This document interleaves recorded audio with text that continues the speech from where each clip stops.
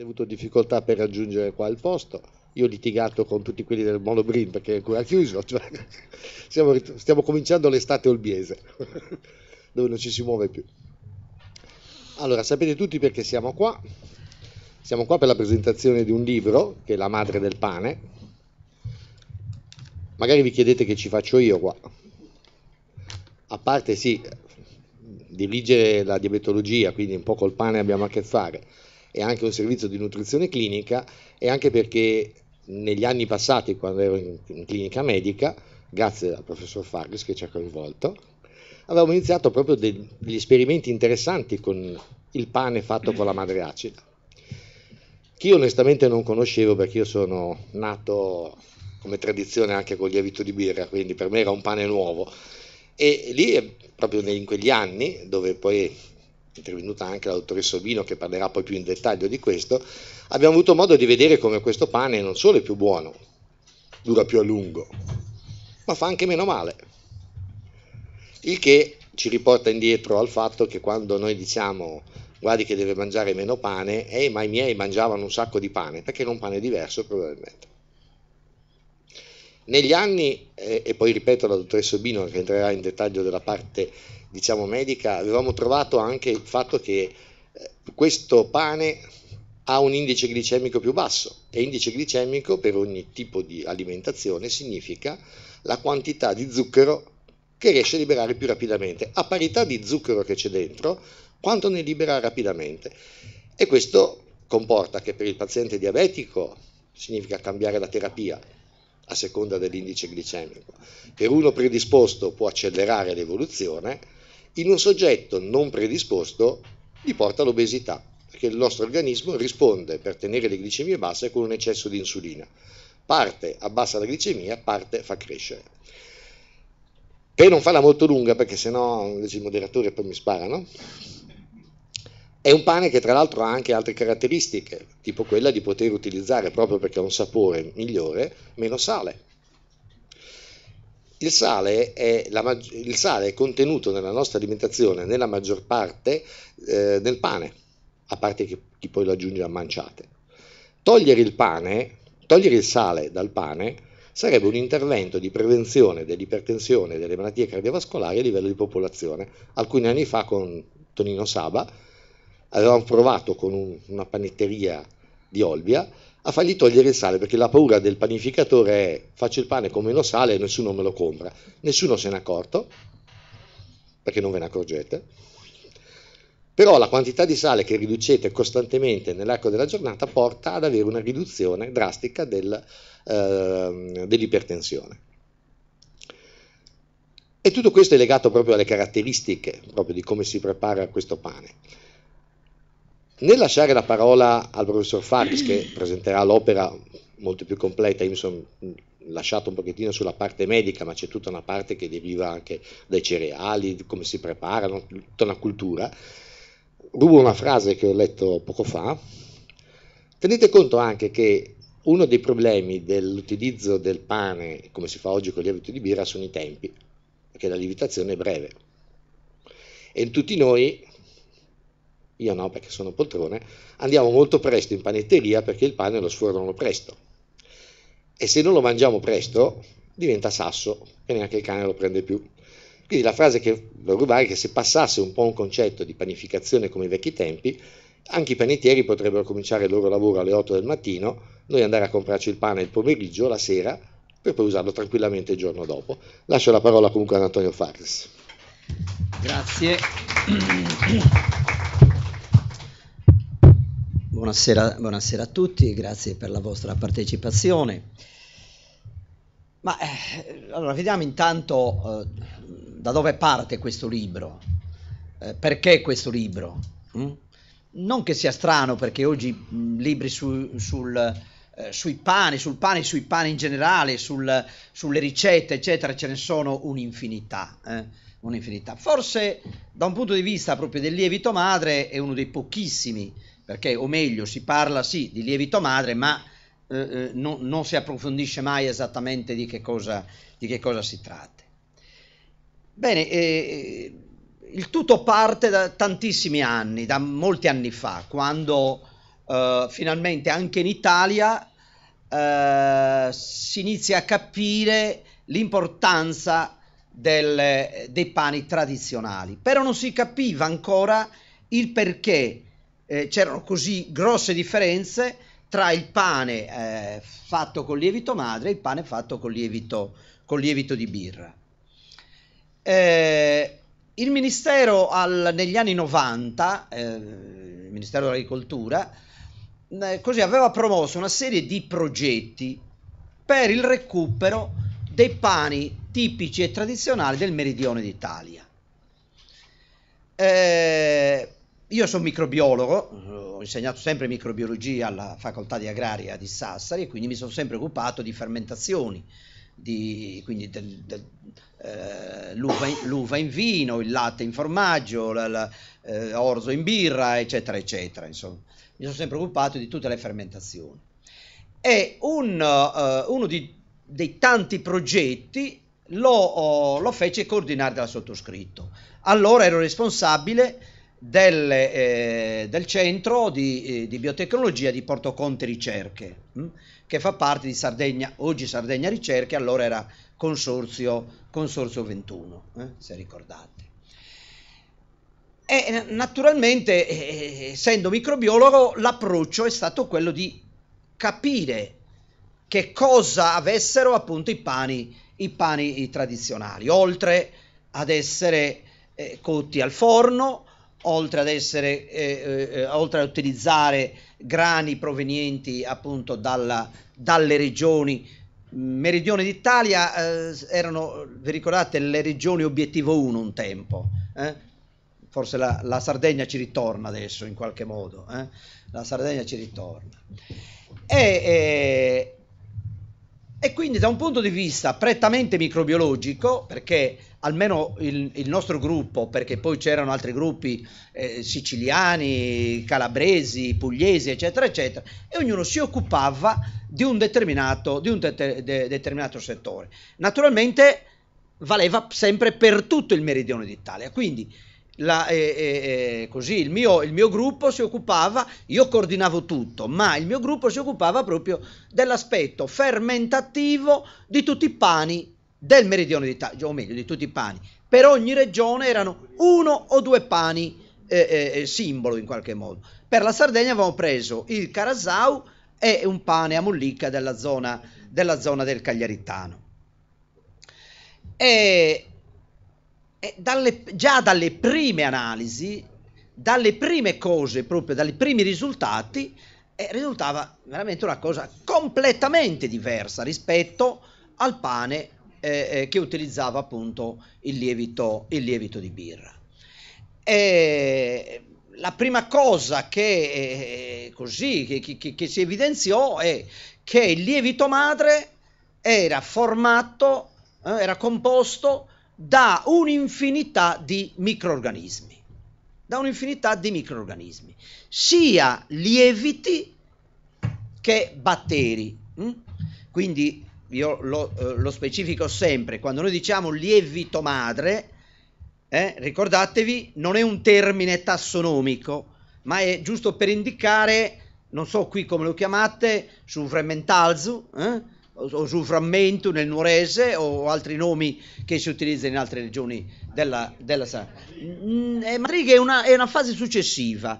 Il pezzo però che si conserva da una lavorazione all'altra appunto è o frammento nel nuorese o nel Gocceano Logudoro Fremmentalzu. Sa Madriga invece è quello che poi viene utilizzato per fermentare tutta la massa, naturalmente in un rapporto ben preciso, una percentuale ben precisa. Ecco, quindi una serie di microrganismi, vi dicevo appunto, lieviti e batteri, naturalmente 2 gruppi completamente diversi perché i lieviti sono dei funghi, i batteri sono dei microrganismi molto, molto più primitivi rispetto ai batteri, però con 2 funzioni completamente diverse. Il lievito fondamentalmente cosa fa? Il lievito fermenta. La natura l'ha creato per distruggere in qualche modo gli zuccheri e trasformarli in alcol e anidride carbonica. Questo fa il lievito, fondamentalmente, anche se poi ci sono altri metaboliti, cioè altri composti appunto che si formano. In particolare il lievito più importante, appunto, che poi ha dato il nome anche, si chiama lievito di birra, perché i primi che lo isolarono proprio dal lievito, dalla birra, all'inizio, alla fine meglio dell'Ottocento, alla fine dell'Ottocento. Quindi il lievito di birra, il nome esatto è Saccharomyces cerevisiae. Saccharomyces proprio perché è il fungo dello zucchero, così il significato è questo: fungo, myces, saccaro, quindi il fungo dello zucchero, cerevisiae dalla birra, tant'è vero che in spagnolo la birra si chiama cerveza, o cerveza, adesso non so se sia la pronuncia corretta. Ecco, e quindi questo lievito, che è importantissimo proprio per l'industria alcolica in qualche modo, però nel pane semplicemente produce, a noi serve soltanto l'anidride carbonica, il gas che fa lievitare il pane. Però da un punto di vista biochimico, da un punto di vista delle trasformazioni, avviene ben poco. Tant'è vero che io, esagerando un po', forzando meglio, poi che non siamo però molto lontani dalla realtà, dico sempre che chi utilizza soltanto il lievito di birra, chi mangia pane ottenuto col lievito di birra, mangia della farina impastata e cotta. Perché le grosse molecole, poi lo vedremo, anche da un punto di vista nutrizionale e salutistico, le grosse molecole rimangono tali e quali. Quali sono? Fondamentalmente l'amido e le proteine. Poi ci sono anche altri aspetti legati ad altri composti, ma li vedremo dopo. Ecco, i batteri invece che cosa fanno?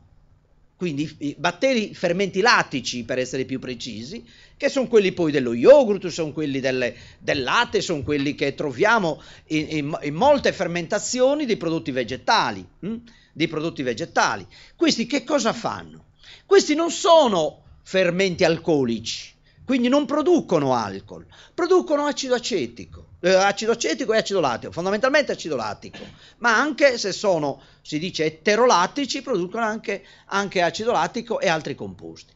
Però sono ricchi di enzimi, sia a livello appunto di per scindere l'amido, amilasio, ma anche per scindere le proteine, e quindi delle proteasi, con tutti gli effetti positivi che poi appunto la dottoressa Ovino vi dirà.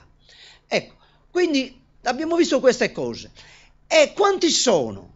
Sono decine di specie diverse. Allora, come si fa a sostituire una microflora così eterogenea, così composita, così differente, con un solo microrganismo? L'operazione che abbiamo fatto è questa.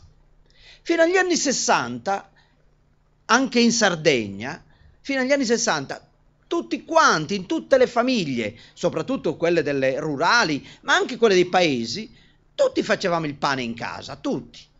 Io credo che, se non le più giovani, ma sicuramente le vostre nonne, mia madre, ecco, io fino a 18 anni ho mangiato pane fatto da mia madre.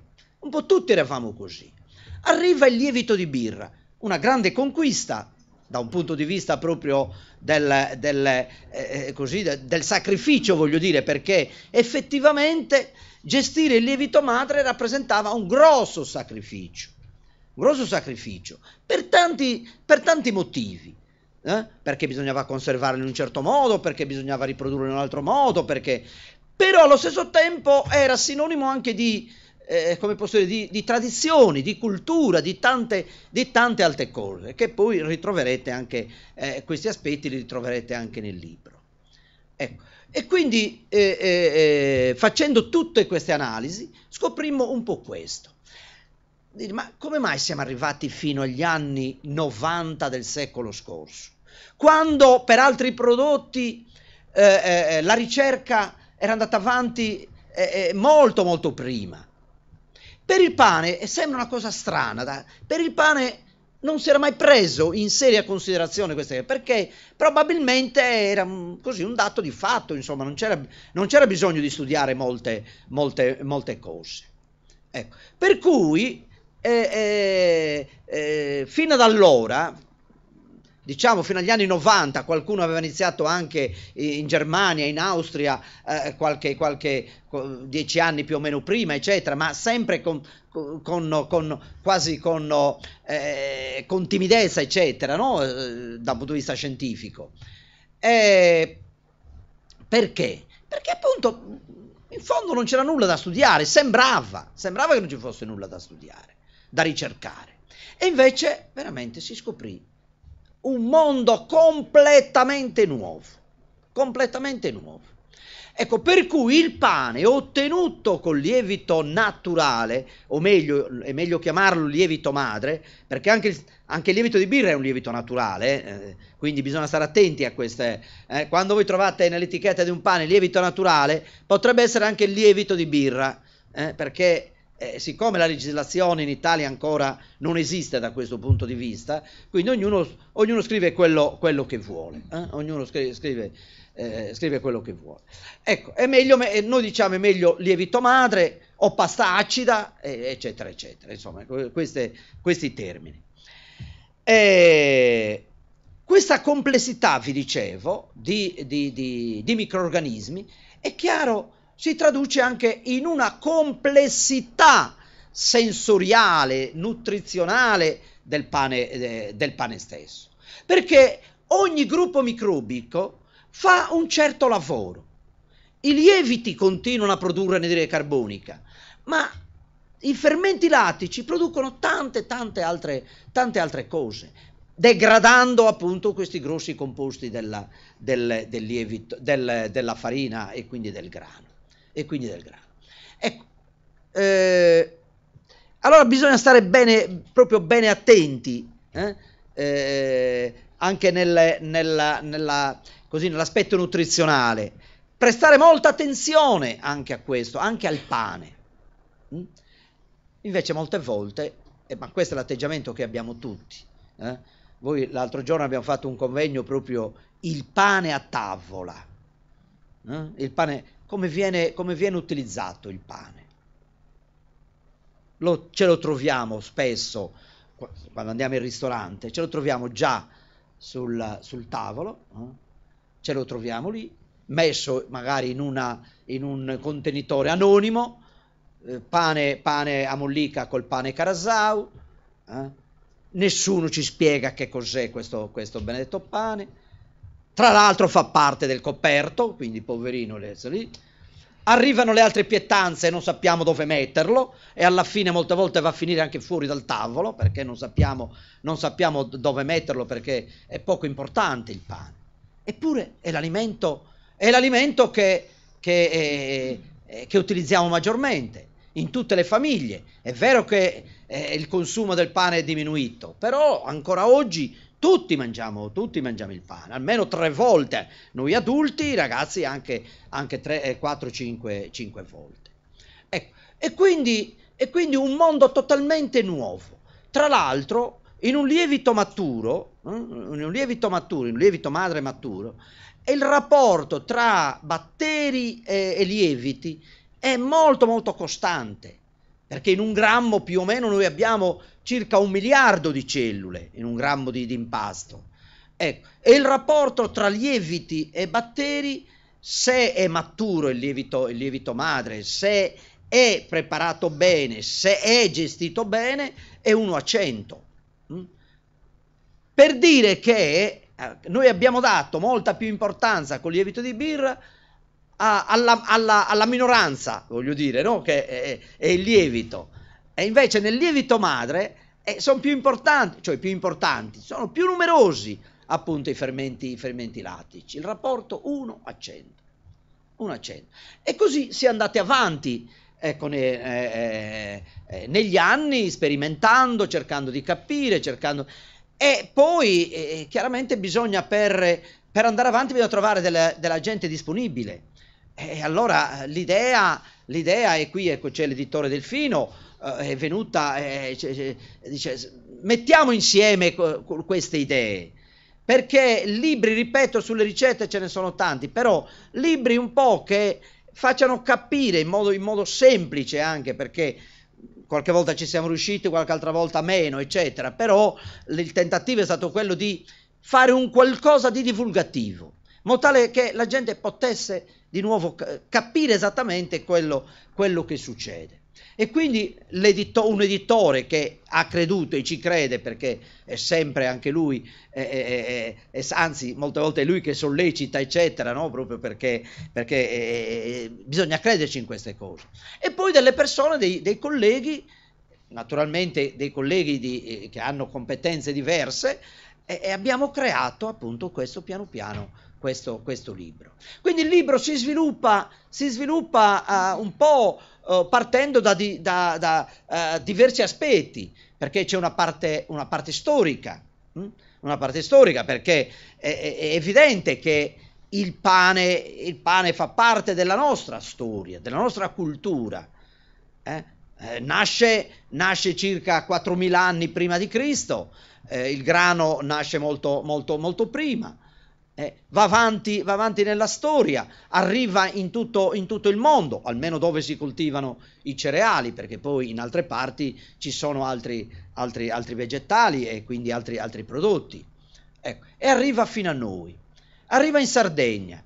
In Sardegna assume delle connotazioni molto diverse rispetto ad altre regioni del mondo, forse per il nostro isolamento, forse per la nostra cultura agropastorale, forse per tanti altri motivi. Sta di fatto che oggi la Sardegna è la regione del mondo che ha il più alto numero di pani tradizionali. È la regione del mondo, naturalmente non è una mia invenzione, no? Ma è una cosa acclarata, voglio dire, è una cosa che si sa. Ecco. È la regione del mondo a più alto numero. Ma il pane ci accompagna tutta la nostra vita. Dicevo con l'editore poc'anzi, ieri ho partecipato a delle prime comunioni e c'era il pane delle prime comunioni. Ma esiste il pane della nascita, esiste il pane del battesimo, esiste il pane dei compleanni, esiste il pane fino al pane della morte, non del giorno dei morti, ma del defunto proprio, ecco, i parenti del defunto che fanno il pane e lo distribuiscono a chi va a visitare la salma. Ecco. Ma poi esistono i pani dei santi, no? Santo Giovanni, Sant'Antonio, Santo Uà, Sant'Elà, eccetera. Perché il pane, io non sono né antropologo né storico, eccetera, ma il pane ha fatto sempre parte appunto della nostra cultura. E quindi un capitolo dedicato alla dottoressa Fiori proprio a questi aspetti, un'antropologa. Ecco, poi c'è tutta la parte rituale, perché non so se qualcuno di voi sa appunto quando si fa il pane, in certi passaggi bisogna fare le preghiere, bisogna fare il segno della croce, eccetera. È chiaro, sappiamo che certamente non deriverà da quello il risultato finale, però per dire quanto siamo impregnati e quanto è impregnata la nostra cultura appunto dal pane e così via. Ecco, poi l'aspetto del cerealicolo, ecco, qui abbiamo il dottor Marco Dettori di Agris che approfondirà proprio questi aspetti legati al grano. Grano proveniente dall'Australia o dal Canada o grani, è meglio i nostri grani, varietà coltivate in Sardegna o varietà coltivate chissà dove, eccetera eccetera, e vedremo anche questo aspetto. Poi ci sono degli aspetti legati anche all'utilizzo dei forni, Sapete, c'è tutta una grande cultura del forno, perché i forni che vediamo sembra un fatto normale, no? Il forno. Però anche il forno ha subito nella storia un sacco di modifiche, molte modifiche, perché i primi forni, quando si è scoperto, diciamo, il pane, erano piccolini, molto piccoli, però forse derivava dall'essere nomadi, no? Quei popoli. Sto parlando appunto dei popoli medio orientali. Erano nomadi e quindi non bisognava fare grandi costruzioni, perché bisognava smontare tutto e ripartire, quindi facevano i forni piccolini, o addirittura delle pietre, semplicemente delle pietre scaldate e così via. Ecco. Altro aspetto è il pane nella tradizione proprio delle ricette, delle nostre ricette appunto in cucina, perché il pane in Sardegna si utilizza spesso per fare dei piatti autonomi rispetto ad altre cose.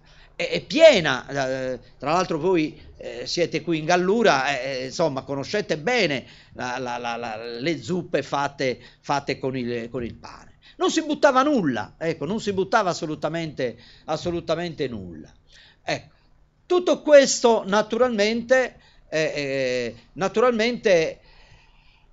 come dico io sempre, è un valore che va quindi protetto, che va ulteriormente implementato e che deve diventare anche economia per la Sardegna, occasione di lavoro, cercando di valorizzare tutta la filiera, grano, quindi coltivazione del grano, la molitura e la trasformazione in pane o in pasta. In questo modo si garantisce anche la ripresa della cerericoltura. Perché dobbiamo acquistare i grani provenienti da altre parti del mondo? E poi appunto di questo però ve ne parlerà maggiormente il Marco Dettori. Sto per terminare per dirvi ancora perché questo titolo, La madre del pane. Diciamo che non abbiamo impiegato molto, però abbiamo cercato di così un titolo non ad effetto, ma che potesse in qualche modo rappresentare veramente questo che noi volevamo dire attraverso questo libro. La madre, voi sapete, la madre è colei che protegge, è colui che accudisce, è colei che, ebbene, il lievito madre fa la stessa cosa, nel creare il pane, nel dare il pane proprio quelle proprietà specifiche. La madre del pane. E poi la madre che quando si parla di donazione, di dono, la madre è dono nei confronti soprattutto dei figli. Qualunque sia la storia dei figli, io credo che ogni madre per i propri figli è sempre un grande dono, Ebbene, il lievito madre rappresenta anche questo, nella nostra tradizione, anche questo aspetto. Tant'è vero che nella nostra tradizione il lievito madre non si acquista, ma si dona proprio.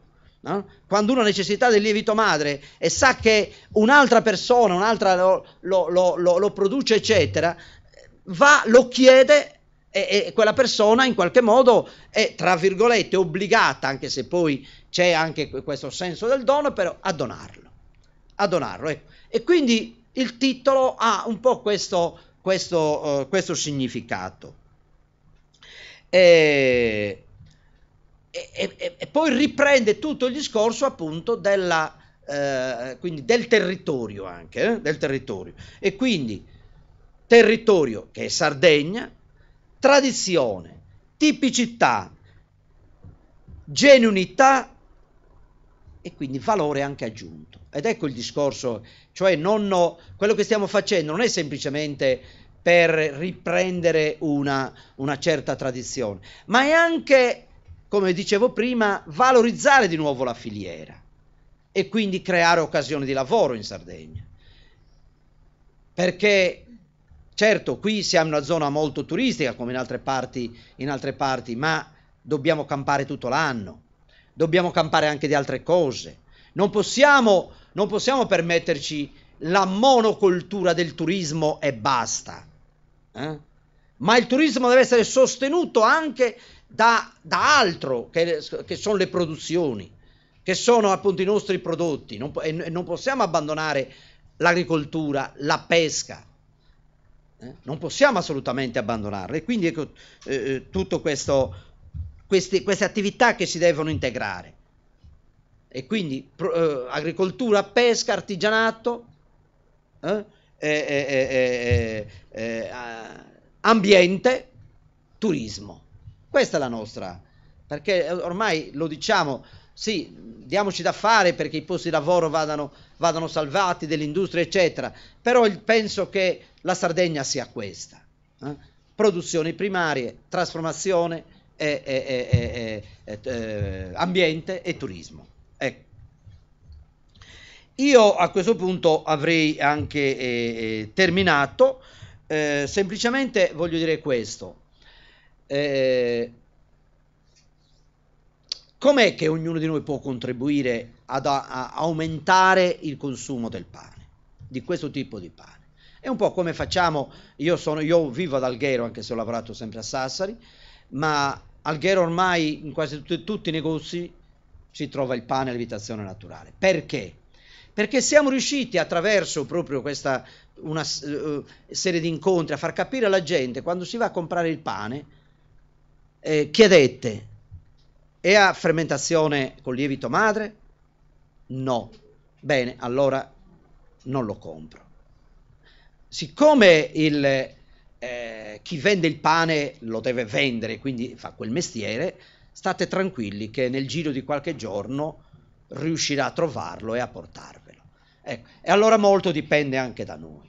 Dipende anche molto da noi, perché chi vende, è chiaro, cerca sempre la strada più facile per vendere, ma se quella strada facile gli viene bloccata, è chiaro, cerca altre strade. Vi ringrazio dell'attenzione, comunque se ci sono domande poi siamo qui. Ecco.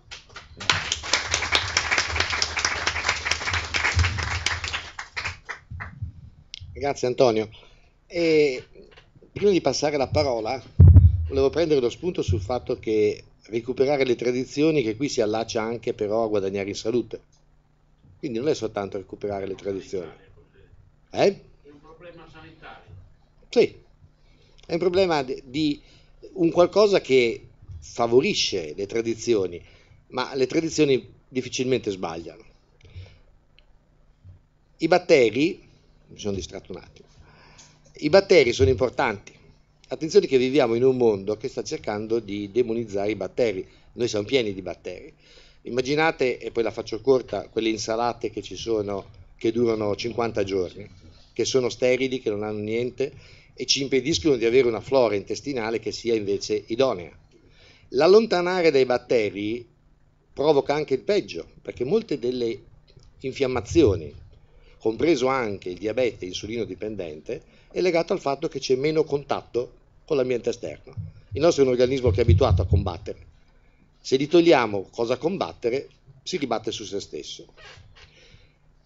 E poi tutta una diversificazione di cui adesso vorrei invitare Marco Dettori, perché tutta la parte dei cereali e la differenza dei cereali, io sono abbastanza ignorante, quindi vorrei capire le differenze.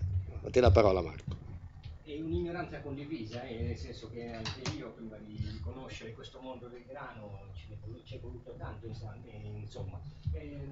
Non ci sono problemi se parlo così vis-à-vis, tanto siamo in pochi, poi la stanza ha anche una bella acustica. Ho sempre qualche problema no, mi voglio liberare sto microfono. No, perché per registrare, se no, per registrare.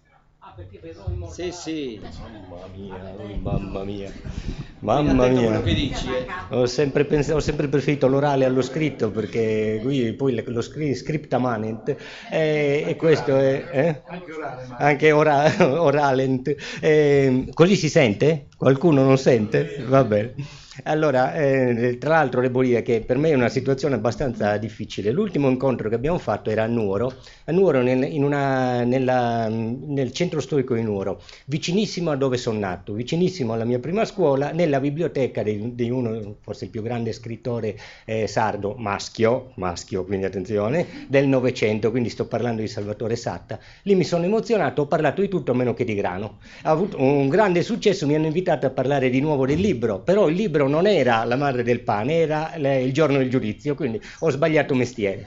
Comunque, detto questo, ritornando, quindi stavolta il professor Farris che mi disse: bravo Marco, però ricordati che devi parlare di grano. Stavolta, con molta signorilità, mi ha detto: come vi dirà Marco, e quindi vi parlerò ahimè di grano, anche perché c'è pure il mio direttore che se non mi parlo di grano mi sbatte a Ussana come avventizio, altro che come dottore in agraria. E quindi, no, però al di là di questo ne approfitto proprio perché siamo una zona che sta al di fuori del grano, al di fuori dell'area tradizionale di coltivazione, per questo parlavo di ignoranza condivisa. Il grano ci permea tutta la nostra vita, ma in termini di coltivazione, di conoscenze tecniche, di sapere qual è la quotidianità di questa coltura con la nostra vita, noi siamo molto bravi per quanto riguarda la parte finale, ma non per quanto riguarda la parte iniziale, e cioè la coltivazione. E allora diceva una cosa giusta il professore, parlava di filiera. Che cosa si intende per filiera? Si intende un sistema di produzione organizzato che comprende i vari attori di essa. Chi sono gli attori della filiera del grano? Sono gli agricoltori, poi sono i trasformatori, e nel grano abbiamo due trasformatori. Abbiamo la prima trasformazione, che era la macinazione, lo è tuttora, e la seconda trasformazione, che è la trasformazione per produrre pane oppure pasta. Poi ci sono gli altri attori, che sono, con una parola bruttissima, denominati i consumatori, che siamo tutti noi. Quindi, che cosa è successo? Che in Sardegna negli anni qualcuno di voi ha letto Pastori e contadini di Sardegna? Era un libro di... Guardate che vi interrogo, quindi non fate finta di dire l'ho letto e poi non l'avete letto. Quindi Pastori e contadini di Sardegna era il lavoro di un accademico francese che iniziò la sua carriera... giocano al... Cosa devo fare? Ok. Scusate, ma parlavo e sentivo uno sbracciare, un impazzito. E quindi la coltivazione del grano, dicevo, in Pastori e contadini di Sardegna si tracciano. Questo grande geografo francese, Maurice Lelanoux, venne in Italia durante il periodo del fascismo, si fece una ventina di giorni di galera, perché sapete bene che i regimi sono abbastanza paranoici. Uscito di galera si fece tutta una serie di indagini e diceva che la coltivazione del grano duro e del grano tenero raggiungeva tutta la Sardegna, compresa la Gallura. Qui in Gallura c'erano dei nuclei di coltivazione molto molto importanti, andando da Olbia verso l'Uras e poi salendo su verso Arzachena e Monti e quel paese e Aggius. Questi erano nuclei di coltivazione molto importanti, però la coltivazione non era molto vantaggiosa dal punto di vista delle rese, quindi a poco è andata a scomparire fino a concentrarsi soprattutto nel sud della Sardegna e poi in Anglona e in Nurra, quindi da qui è completamente sparita. Quindi dopodiché gran parte del grano che viene oggi consumato per la produzione di pane e di pasta è spesso grano di importazione, e qui mi riallaccio a quello che diceva il professor Farris. Cosa vuol dire grano di importazione? Che viene attraverso navi dai più importanti siti di produzione del grano. Per esempio stiamo parlando del Canada, stiamo parlando della Francia, stiamo parlando dell'Australia e poi ultimamente il Kazakistan, insomma le aree dell'Asia sud-orientale e anche e la Sardegna e l'Italia. Allora, diciamo che la coltivazione di questi prodotti è ancora importante. Anche in Sardegna il grano duro è tuttora la coltura più importante dell'isola, però effettivamente c'è una sorta di riduzione. Fino a qualche anno fa eravamo arrivati alla situazione in cui la quasi totalità del grano, dei prodotti che venivano coltivati in Sardegna, che venivano prodotti in Sardegna a base di pane e di pasta, utilizzavano una quantità di grano duro locale infinitesimale o addirittura nulla, per cui si parlava del maloreddus. Ecco, per esempio i famigerati gnocchetti sardi della Barilla, ve li ricordate? Non so se li facciano ancora, però tutti noi siamo nati con questi gnocchetti sardi della Barilla. La quantità di grano sardo utilizzato dalla Barilla penso che fosse presente alla percentuale di extraterrestri che sono presenti in questa sala, quindi molto scarsa, inesistente. Nel tempo però c'è stata una rivalutazione della materia prima. Si era arrivati al punto che si riteneva che il grano duro locale non venisse utilizzato, soprattutto quello sardo, perché non aveva le qualità intrinseche necessarie per una buona trasformazione, sia per produrre pane che per produrre pasta. Oggi per fortuna si sta arrivando ad un cambiamento di questo punto di vista. Innanzitutto il pubblico i consumatori iniziano ad essere più consapevoli dell'importanza della provenienza della materia prima. Questo è il primo punto fondamentale. Il secondo punto fondamentale è che il grano duro che è prodotto in Sardegna non è né meglio né peggio per quanto riguarda le caratteristiche da quello che viene coltivato in Canada o in Australia. Però c'è un però. E il però è questo: il vantaggio fondamentale dei prodotti che provengono da filiera corta nasce nell'intervallo ridotto fra la coltivazione e la trasformazione. Tutti quanti vi ricorderete dei buoni sapori di una volta, quando le cose si facevano a casa, eccetera, eccetera.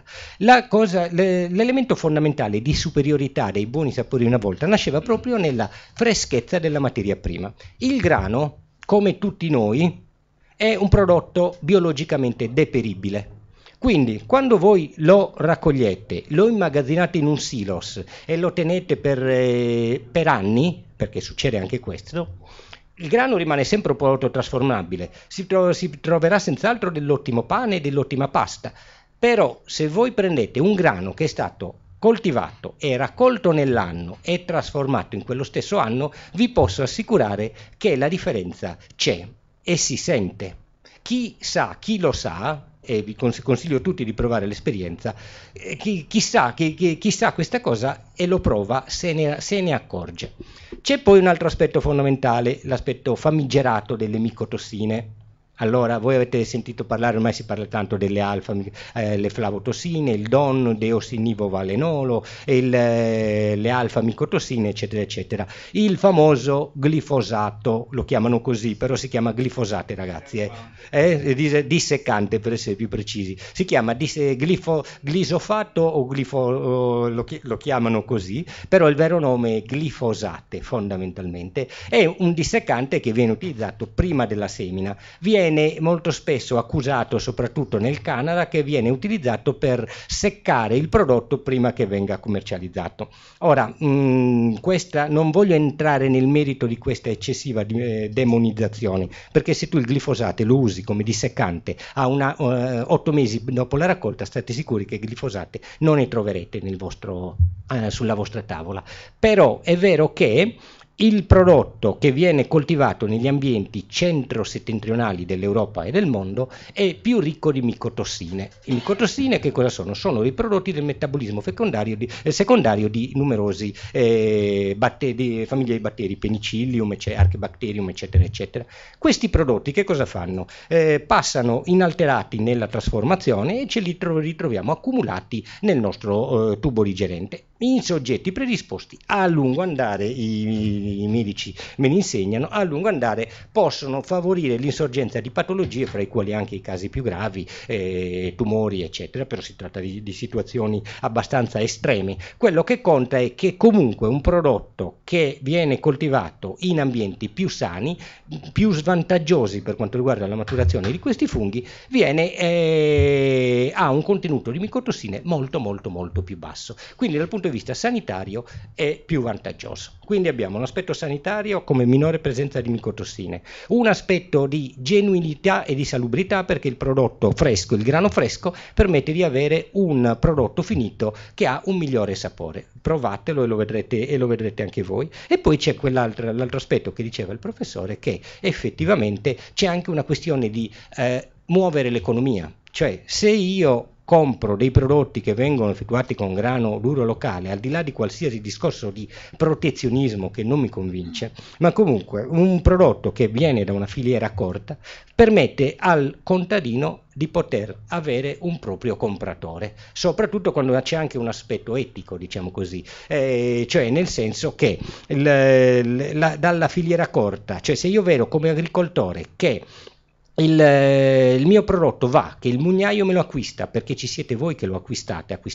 il pane, il pane e la pasta da grano duro locale, sarò indotto a coltivarlo. Inducendo a coltivarlo, che cosa farò? Aumenterò le superfici coltivate, ma aumentando le superfici coltivate aumenterò per esempio i miei trattori che vengono messi in movimento, farò lavorare il meccanico che lavora di fronte a casa e allora magari faccio aumentare il numero la mole di trasformazione da parte del panificatore. Allora il panificatore magari chiamerà degli aiutanti oppure effettuerà delle migliorie sul proprio forno e quindi chiamerà l'elettricista, eccetera, eccetera. È un polo, cioè si tratta di tutto un indotto che nasce dal grano e nascendo dal grano poi si riversa a cascata su tutti noi con vantaggi sia per quanto riguarda l'aspetto economico, sia per quanto riguarda l'aspetto della commercializzazione del prodotto e quindi la tipicità dei prodotti anche da un punto di vista del turismo, sia dal punto di vista della salute, perché comunque un prodotto ottenuto da materia prima fresca è più buono, si conserva meglio e soprattutto è anche meno a lungo andare pericoloso per quanto riguarda la nostra salute. Anche qui, se ci sono domande dopo, siete pregati di non farmele perché sono troppo stanco e quindi proverò a rispondere. Grazie.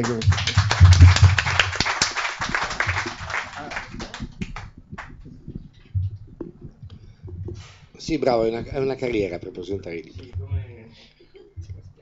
Comunque sì, ci ha aperto alcune cose legate appunto alle differenze tra i vari cereali, eccetera. Adesso lascerei la parola su un argomento che a me è più interessante, che è più un ambiente medico, alla dottoressa Domenica Obino, che ha collaborato con noi anche quando eravamo all'università per tutta questa serie di cercare di capire quali sono le qualità nutritive. Poi lei è anche andata più avanti, io mi sono trasferito qua a Olbia, ho smesso di farlo. Domenica.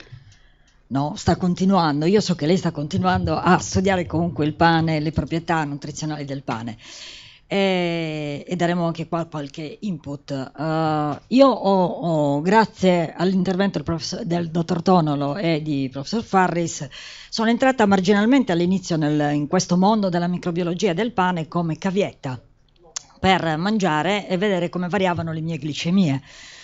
Si trattava semplicemente di avvalorare quello che già si conosceva perché, dottor Tonolo non ve l'ha detto, ma in pratica c'è stata la coincidenza di una sua collaborazione con la Svezia che per prima pubblicò un lavoro sull'indice glicemico, cioè sulla velocità di assimilazione delle calorie, che è meglio quando è bassa piuttosto che quando è alta, e della microbiologia del pane studiata dal professor Farris, entrambe a Sassari. Poi quando tutti e due, uno per la pensione e l'altro per lavoro, si sono allontanati, il lavoro a Sassari si è fermato e fortunatamente prosegue da altre parti. Poi abbiamo anche fatto un lavoro grazie all'intervento di un panificatore di Cagliari, il signor Cocò di Le Plus Bon, un lavoretto che poi finì pubblicato su una collana dell'Unione Sarda nel 2007, la collana delle ricette della salute.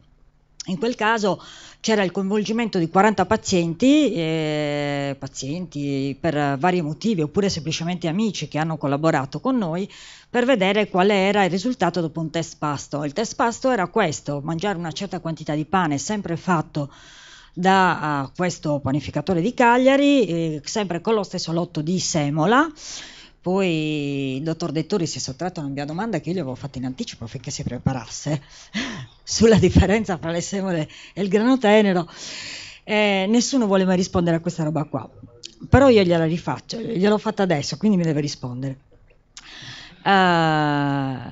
Su una certa, quindi un test pasto che comprendeva il pane, il consumo di una certa quantità di latte sempre dello stesso lotto, di una certa quantità di marmellata, sempre dello stesso lotto nella stessa quantità, e di una certa quantità di burro.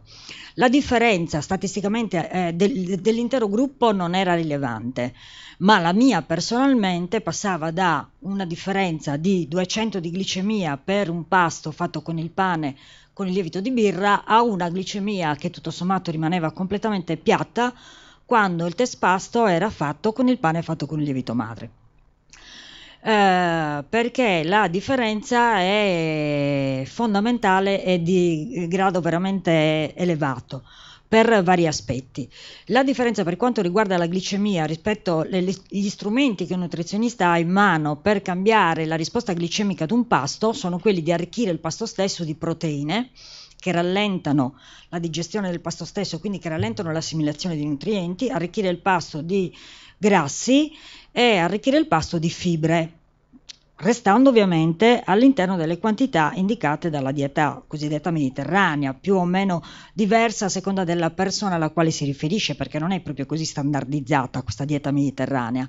Anzi, negli ultimi tempi qualcuno si è preso la briga di andare a guardare che cosa si intende nei vari lavori scientifici per dieta mediterranea, trovando per esempio rispetto al pane una grande varietà di riferimenti, per cui si passa da lavori scientifici dove il pane è presente ad ogni pasto 2 volte al giorno a lavori scientifici dove il pane è presente 1 volta al giorno soltanto, a lavori scientifici dove si parla di pane senza indicare quante volte al giorno alla settimana questo è presente. E questo solo per parlare dell'aspetto pane, poi ci sono vari aspetti. Si è passati adesso all'indicazione anche di alcuni nutrizionisti, di alcuni studiosi in realtà della materia, non solo nutrizionisti, che hanno schematizzato una nuova piramide alimentare ponendo l'accento proprio sulla tipologia di pane, per cui mentre le prime piramidi alimentari anche da un punto di vista grafico indicavano il pane come il pane a cassetta, le fette biscottate eccetera eccetera, poi abbiamo capito come sono fatti male, perché c'è l'industria anche che lavora bene, però purtroppo quei prodotti fatti bene non sono facili da scovare. Adesso si vuole schematizzare una piramide alimentare della dieta mediterranea, cioè quella di riferimento per mantenersi in salute, dove il pane è specificamente pane fatto con il lievito madre, cioè quel pane che era quello presente nella dieta mediterranea di quando venne codificata come buona per la salute, quando non si usava il lievito di birra, perché io non devo prendere solo la carrozzeria del pane, devo prendere il pane a tutto tondo, vedere di quale materia era fatta, quindi i grani che potevano essere. Io mi ricordo, vedevo fare il pane, nel mio caso era il pane Carasau, ma non si usava mai un solo tipo di pane, tantomeno si usava il grano capelli, oppure si usava sempre a seconda anche della stagione, a seconda anche della stagione produttiva, chi faceva il pane. E spesso si parla solo della figura femminile, ma in realtà intervenivano anche le figure maschili che magari non si mostravano agli amici che arrivavano, che ti piombavano il giorno in cui stavi facendo il pane, e l'uomo si ricomponeva subito, ma in realtà lavorava anche lui nel fare il pane. E si usava quindi una materia prima che era variabile, veniva decisa da chi faceva il pane. Il pane fatto in casa era, fra virgolette, fatto in casa, perché in realtà c'erano gli esperti del paese o le esperte del paese che venivano a fare il pane a casa. Cioè adesso si usa tanto il cuoco, chiamare il cuoco che viene a cucinare a casa, prima si chiamava il panificatore che veniva a farti il pane a casa. Era l'esperto, decideva lui le quantità, la miscela, i tempi della lievitazione, a seconda anche di chi ti dava il lievito madre, perché il lievito madre è vero che era un dono, questo dono era anche una scelta economica, perché nessuno si poteva permettere di rinnovare e buttare un po' di quel lievito madre a casa, quindi era un dono perché anziché rinnovare e buttarne un po' perché non mi serviva per quel giorno per panificare, in realtà io lo donavo, fra virgolette, ad un altro che lo utilizzava, lo rinnovava senza spreco di sfarinati e si passava di famiglia in famiglia. Passando in famiglia si arricchiva di microrganismi più o meno diversi, per cui se il lievito madre ti arrivava da una certa famiglia piuttosto che dall'altra, il risultato sul pane poteva essere molto diverso, ma anche il lievito madre poteva essere molto diverso a seconda che delle zone di panificazione, perché magari alcuni ceppi sono più utili nel fare il pane umido, il pane tipo a pagnotta, tipo civrage del cagliaritano, che qui non so come si chiama, piuttosto che il pane carasau secco del nuorese, che magari aveva bisogno di altri ceppi batterici. I microrganismi stanno diventando sempre più importanti. Da una parte ne abbiamo paura, perché purtroppo si sono selezionati delle antibiotico-resistenze che non dipendono solo dall'uso di antibiotici, ma abbiamo trovato anche dei batteri che sono antibiotico-resistenti ai più moderni antibiotici, anche nel ghiaccio scongelato, nel permafrost. Quindi i batteri hanno sviluppato tutto un sistema per automantenersi che è fortissimo. C'è da dire che fortunatamente noi siamo fatti di batteri, siamo uno scheletro apparentemente umano, però il 90% di noi è fatto di microrganismi, non solo batteri ma anche lieviti, virus eccetera. Il 90% delle cellule di cui noi siamo fatti sono batteri. La cellula umana, quella cellula umana che rimane 1 su 10, poverina, ha pure la centrale energetica che è di origine batterica, i mitocondri, che sono diventate una simbiosi non più scindibile con la cellula, fra virgolette, umana. Questi batteri sembrano indirizzare il nostro comportamento, per cui da un punto di vista dell'alimentazione, se noi tendiamo ad alimentarci bene, continuano per automantenersi quelli che si sono selezionati con questo mangiar bene, perché mangiar bene e mangiar male seleziona alcuni microrganismi piuttosto che altri. E questa selezione sembra essere in grado di produrre una minore infiammazione nel nostro corpo e quindi di mantenerci in salute, anche rispetto alla patologia diabetica. Questi ceppi batterici, questi ceppi di microrganismi che si selezionano con il mangiare in un certo modo oppure in un altro, sembrano in grado di indirizzarci, ovviamente non per qualcosa di astratto, ma semplicemente perché lanciano dei messaggi molecolari, ormonali, che ci fanno muovere verso il consumo di carboidrati piuttosto che verso il consumo di verdure, piuttosto che verso il consumo di altre cose. Nella madre acida noi abbiamo diversi aspetti da un punto di vista nutrizionale. Intanto, come diceva prima il dottor Tonoli, è un pane facile da consigliare perché è più buono. È un pane più salutistico che ci permette di usare meno sale perché ha un sapore più marcato. E consumare meno sale, sebbene il sale non abbia di per sé calorie, sembra che favorisca un mantenimento del giusto peso corporeo. Ancora non si è capita bene questo aspetto, però così sembra essere da un punto di vista statistico. Poi le verità personali magari possono essere diverse, però statisticamente è vera questa cosa. Quindi ci consente di fare una dieta dove la persona non si spaventa perché deve mangiare delle cose immangiabili da un punto di vista gustativo, quindi una cosa piacevole da mangiare, e in più ci fa bene sotto vari aspetti. Intanto la lievitazione lunga fa scomparire nell'impasto un elemento antinutriente che si chiama acido fittico. L'acido fittico è una molecola che ha questo brutto nome, che è anche un antinutriente perché è una calamita per alcuni ioni, per il ferro per esempio e per il calcio, ed è quella cosa che noi allontaniamo dal cibo quando per esempio mettiamo a mollo i legumi. Quando mettiamo a mollo i legumi, con l'acqua buttiamo l'acido fittico, di modo che per esempio il ferro contenuto nelle lenticchie siamo poi in grado di assimilarlo. Se non mettessimo a mollo le lenticchie, quel ferro verrebbe completamente buttato, entra ed esce dal tubo digerente senza apportarci nessun beneficio. Nel pane con la lievitazione, con la pasta acida, l'ambiente acido, piuttosto che l'effetto proprio dei microrganismi direttamente, degrada questo elemento e il pane, soprattutto questo vero per il pane con la crusca, quindi arricchito di fibre. La crusca è un antinutriente, quindi i cibi integrali fanno tanto bene alla salute, però come dire, vanno consigliati con molta attenzione. Prima di tutto perché molte condizioni intestinali non consentono di consumarlo. Chi ha un intestino non troppo tranquillo spesso con il consumo della crusca ha una risposta non troppo buona, e poi perché a volte se si consumano già molte fibre con la verdura, cosa consigliatissima, non è detto che sia consigliato e buono consumare anche la crusca. bisogna vedere a che cosa ci stiamo riferendo. In ogni caso, se integrale deve essere, l'integrale deve assolutamente essere quello da lievitazione con lievito madre. Quindi anche la pasta integrale perché il calcio e il ferro, per esempio, non li assimilo più di quel pasto, quindi se da una parte magari in quel pasto ho preso la pastiglietta del calcio perché me l'ha consigliata il medico e me la mangio in un pasto dove ho consumato la pasta o il pane non fatto con il lievito madre integrale, il farmaco o l'integratore che mi ha dato il medico per l'osteoporosi magari lo perdo completamente. Quindi attenzione. Viceversa, se il pane è un pane integrale fatto con il lievito madre, questa molecola viene distrutta e quindi il calcio viene assimilato correttamente, il ferro di una fettina viene assimilato correttamente, non ci sono problemi.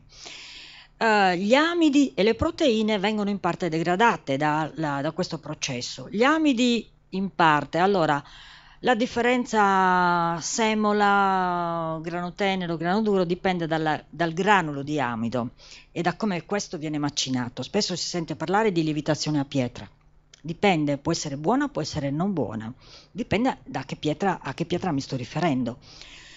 Se la macina è fatta di un unico blocco di pietra, va bene, sempre che non perda piccoli pezzettini di pietra e mi distrugga i denti. Se invece la macina è fatta di blocchi di pietra fatti di un agglomerato di pietra, quindi un collante, un po' come il rivestimento delle pentole di pietra, non è cosa tanto buono per la salute umana, perché l'organismo man mano che si studia sta venendo fuori che si è adattato a piccoli inquinanti naturali, mentre agli inquinanti chimici creati dall'uomo non si è adattato tanto bene. Quindi così come la pentola antiaderente fatta di agglomerati, se vedono mi denunceranno, però non me ne importa niente, ma se così anche il blocco di pietra della macina deve essere un blocco di pietra unico, perché ciò che serve per tenere insieme i piccoli pezzettini di pietra alla lunga, anche se è un materiale legalmente utilizzabile, alla lunga, a seconda di quanto io consumo, perché poi le quantità ammissibili nella dieta giornaliera sono studiate sulla totalità della popolazione, ma niente vetta che io di quelle cose ne mangio di più perché ho una dieta diversa dalla media della popolazione, quindi il problema rimane. Il granulo di amido con la macinazione a pietra viene stressato di meno e quindi l'indice glicemico di quella farina è più basso e più lento. Mi tocca interrompere per salutare l'assessore all'agricoltura Caria. Buonasera a tutti. Buonasera. Quindi dicevamo, il granulo di amido delle semole del grano duro è un granulo di amido più resistente e ancora più resistente lo è quello dei legumi, che quindi si rompe, si presta ad essere digerito da parte degli enzimi digestivi di vari tratti del tratto gastrointestinale in un tempo più lungo, mentre invece i granuli di amido del grano tenero sono più suscettibili di un'azione traumatica meccanica rispetto al tipo di macinazione che viene fatto e quindi rendono poi l'amido più velocemente disponibile per l'assimilazione. Quindi questo crea un minore indice glicemico nei pani del pane e in questo caso anche della pasta fatta con semoli di grano duro, preferibilmente macinate con certe regole che i tecnici ci dicono, con macine a pietra. L'indice glicemico nel pane fatto con il lievito madre abbiamo un quarto vantaggio, quindi abbiamo detto che tre strumenti li conoscevamo. Il quarto vantaggio è che il pane fatto con il lievito madre, specialmente quelli di alcuni tipi di alcune pezzature, sono migliori, anzi tradizionalmente vengono utilizzati dopo 1, 2, 3 giorni dalla preparazione. Durante questo periodo di cosiddetto raffermamento, il pane non diventa raffermo come quello che a volte purtroppo ultimamente si compra, che dalla mattina alla sera diventa immangiabile, ma anzi il pane diventa più omogeneamente morbido nella crosta rispetto alla mollica, si presta anche ad essere consumato nelle ricette tradizionali, che infatti prevedono sempre l'uso del pane raffermo, e di qui anche la salubrità delle ricette tradizionali, perché il pane cosiddetto raffermo fatto con lievito madre ha una quarta fonte di fibre, che sono fibre idrosolubili morbide, che non si comportano come una spazzola come fa la crusca, ma si comportano come una spugna all'interno del tubo digerente, come dire, lo accarezzano, lo puliscono con una carezza piuttosto che in modo aggressivo. Quindi anche chi ha un intestino irritabile consuma questo tipo di fibra tranquillamente.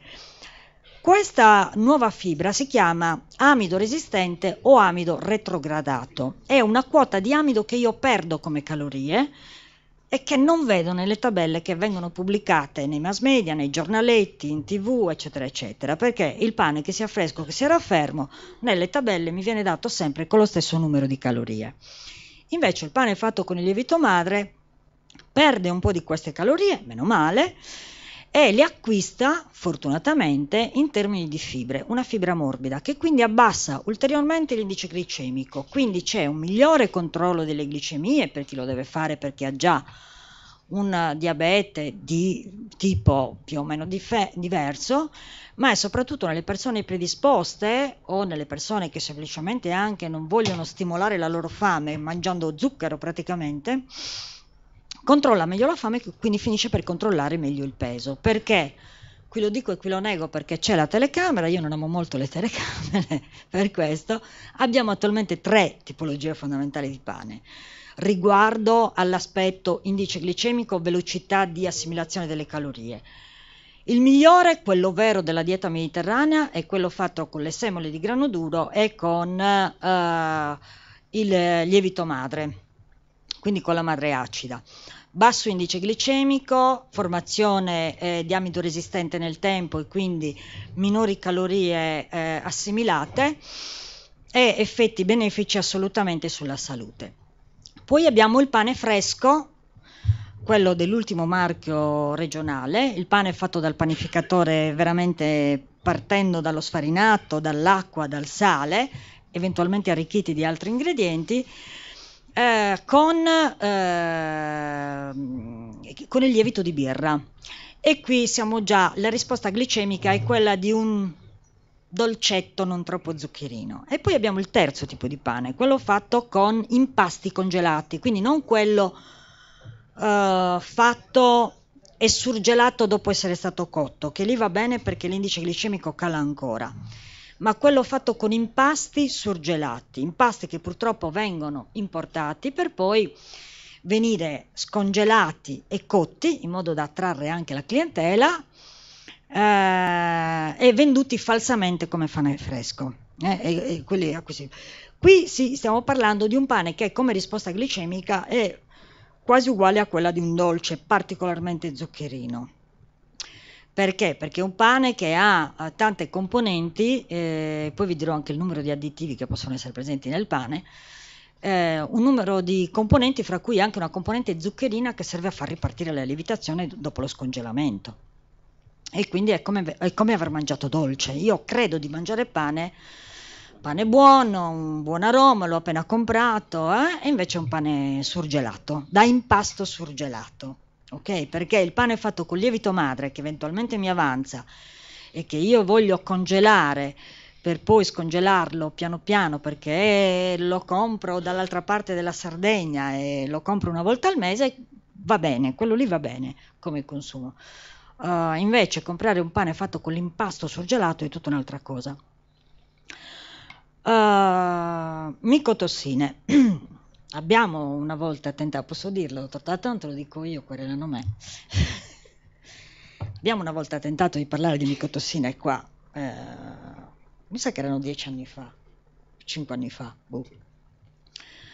Se ne parla su internet, cercate diossinivalenolo, DON, D-O-N, paroline magiche da cercare, D-O-N, vomito tossina, micotossina, Coldiretti, pasta 100% Italia, e trovate anche su YouTube dei video, perché in Italia se ne è parlato di questa cosa. Allora è studiata particolarmente da una ricercatrice francese che era disposta anche a venire qui completamente in modo gratuito, però poi si è deciso di non fare prevenzione. Che cosa fa la vomitotossina? Purtroppo non sempre ci fa vomitare, perché altrimenti ci accorgeremmo di mangiare uno sfarinato, un grano, una pasta, un pane fatti con grani che non vanno bene e smetteremmo di mangiarli. Purtroppo questo effetto non c'è sempre. La vomitotossina è, al contrario di altre micotossine che sono invece francamente cancerogene codificate dall'AIRC, come per esempio la aflatossina B, che sono assolutamente senza ombra di dubbio cancerogene, quindi bisogna semplicemente non mangiarle. In parte vengono distrutte con il calore, in parte no. Di sicuro è meglio se non le mangiamo, perché chiaramente è meglio partire da una materia prima sana.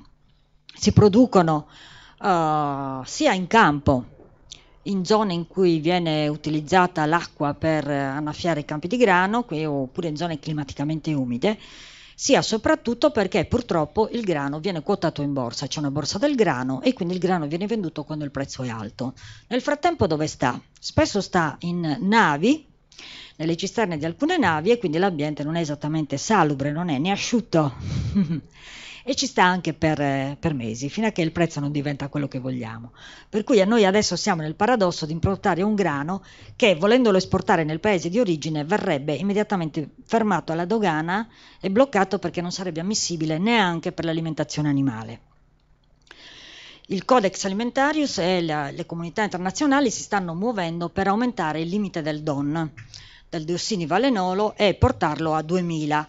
Considerate che i limiti medici, clinici, indicati per i bambini sono di 250 microgrammi o milligrammi al giorno di consumo per i bambini, mentre per gli adulti è di 750. L'Unione Europea ha pensato bene di aumentare questo limite a 1750 nel 2006, adesso a livello internazionale lo si vuole portare a 2000 per permettere, è scritto nero su bianco, la libera circolazione della materia prima.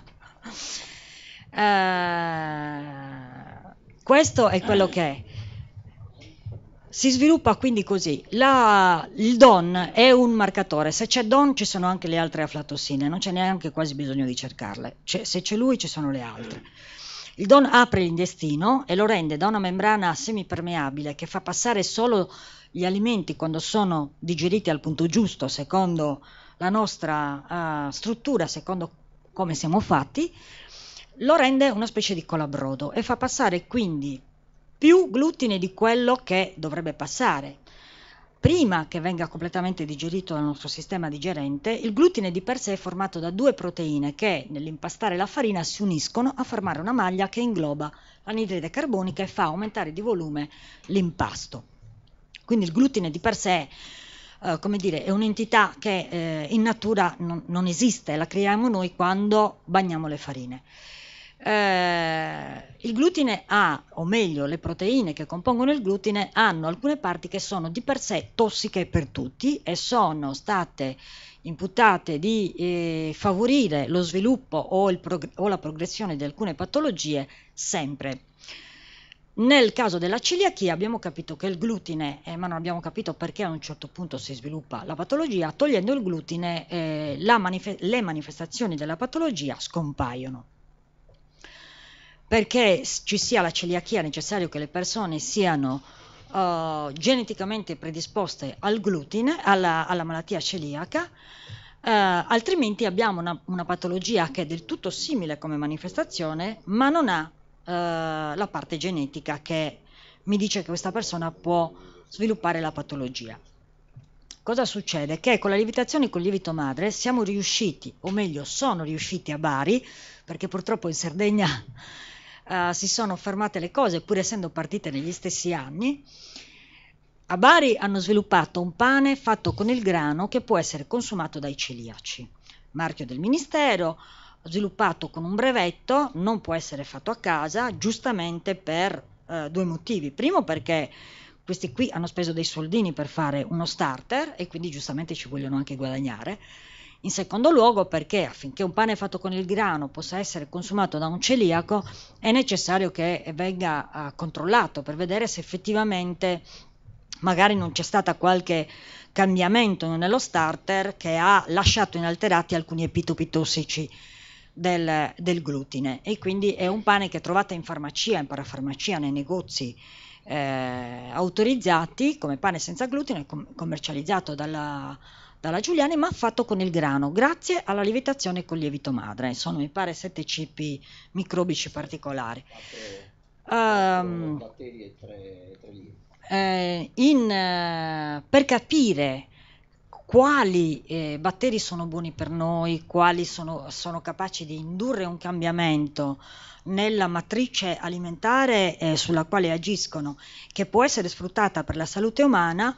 Per esempio in Belgio nel 94 è partita un'azienda che adesso è diventata una holding, che si chiama Port, com'era quella che è venuta ad Alghero? Puratos. C'erano una settimana fa ad Alghero, a me è venuta un po' di invidia perché negli stessi anni siamo partiti anche in Sardegna, però in Sardegna non c'è questa cosa. Questa Puratos è diventata una holding. Se voi avete un lievito madre antico glielo potete inviare insieme alla semola, che voi, se loro lo giudicano interessante, non è detto che lo facciano, così mi è stato detto dal responsabile che era presente ad Alghero, bisogna che loro lo giudichino interessante, non è che voi potete telefonare e dire ho un lievito madre, dovete raccontargli la storia, dargli la farina e lo tipizzano.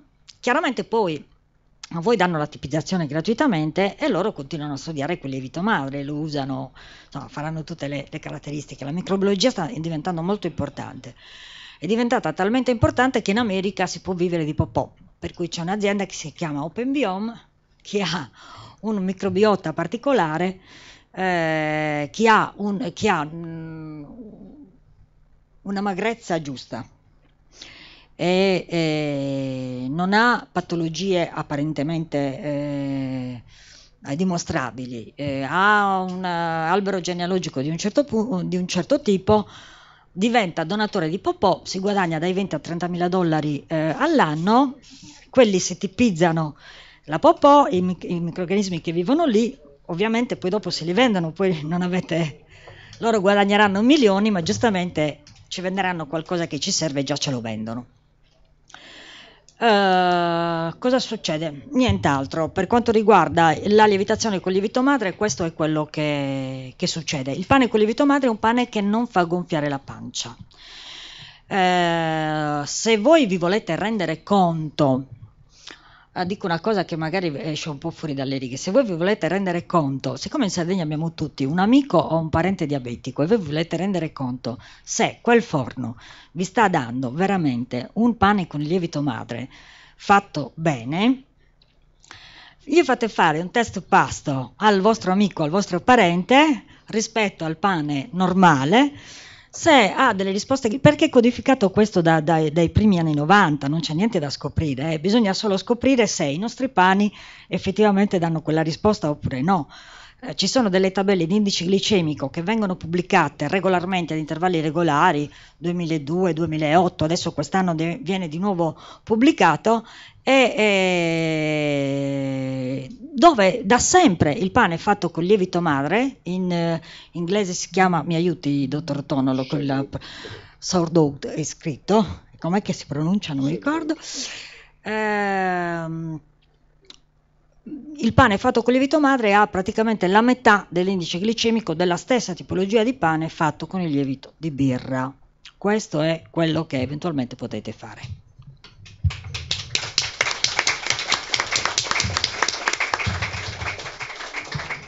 Prima di lasciare spazio a qualche domanda, poi la parola anche all'editore, in ultimo lo lasciamo al nostro carissimo Pierluigi. Una cosa importante è quello che ha detto Domenica sul fatto che il pane non di madre acida può anche sequestrare determinate sostanze. Io ricordo ancora tempi di medicina negli anni 80, ma ho avuto una scuola di medicina ad alto livello io, dove ci spiegavano che nelle anemie bisognava dare la carne ma non far mangiare il pane insieme alla carne, perché sequestra il ferro della carne. E poi un piccolo concetto sul microbiota. Il microbiota è importante e per quanto questi batteri non passino nell'intestino perché vengono distrutti dalla cottura fondamentalmente e ne rimangono pochi, il fatto che si modifica l'ambiente in termini di glucosio e fruttosio modifica il microbiota. Siamo fatti al 90%, che ci piaccia o meno, di batteri esterni. Attenzione, c'è un articolo recente del fine 2017 su Cell che spiega come molte volte il non riuscire a fare una dieta dimagrante è legato al proprio microbiota. Per cui uno fa tanti sacrifici, ma poi a un certo punto questo rimanda dei segnali che non sono combattibili e uno ricomincia a mangiare. Quindi il fallimento non è legato semplicemente al fatto che sei un mangione, un goloso. Ci sono molte cose che si potrebbero fare anche a livello di prevenzione. Mi fa piacere che è venuto Tonino perché l'ho citato all'inizio,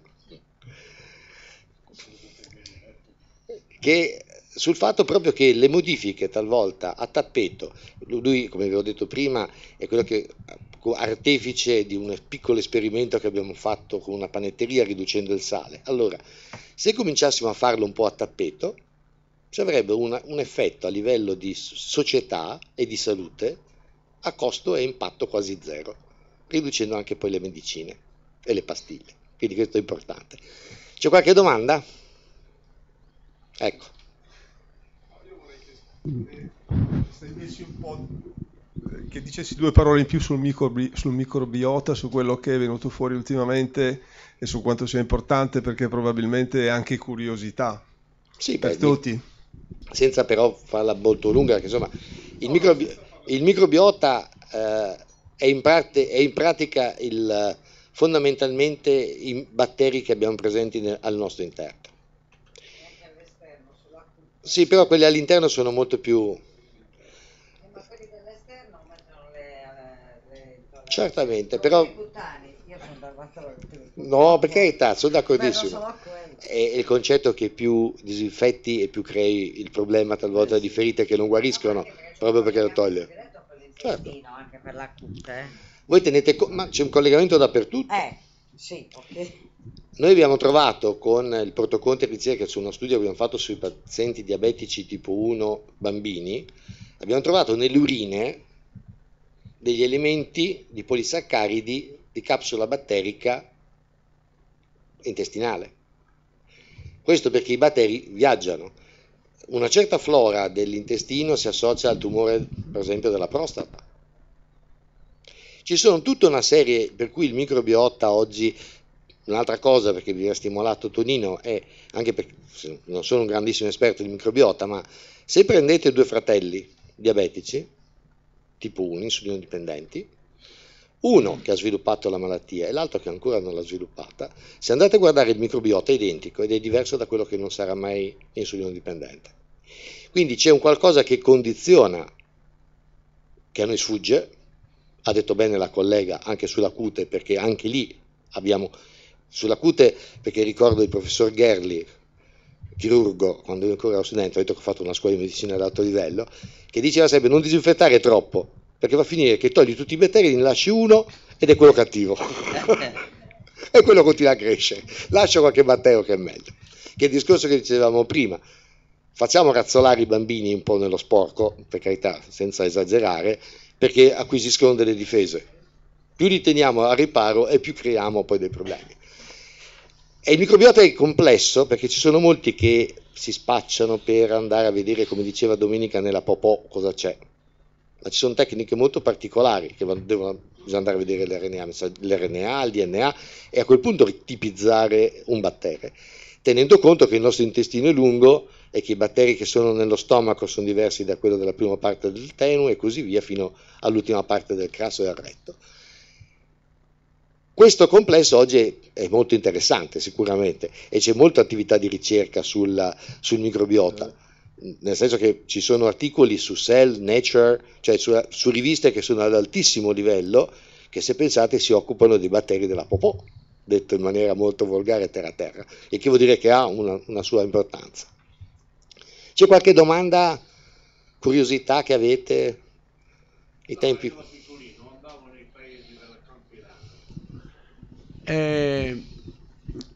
Il forno non si chiedeva mai dov'era perché sentivi il profumo a chilometri.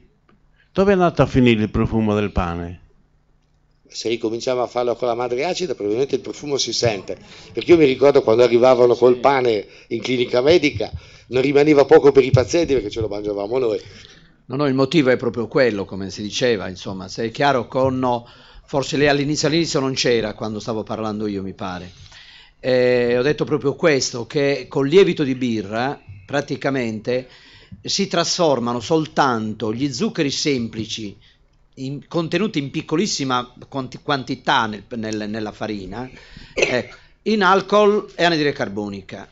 E in realtà poi non avviene grandi trasformazioni, anche perché la quantità, ripeto, dello zucchero trasformato è minima, perché, non so, nel vino, nel mosto che avviene la stessa trasformazione, però la quantità di zucchero è elevatissima, per cui i metaboliti sono molto molto di più rispetto e più abbondanti rispetto a quello della fermentazione panaria, per cui in realtà alla fine è quasi un prodotto neutro, cioè nel senso che non ci sono particolari profumi.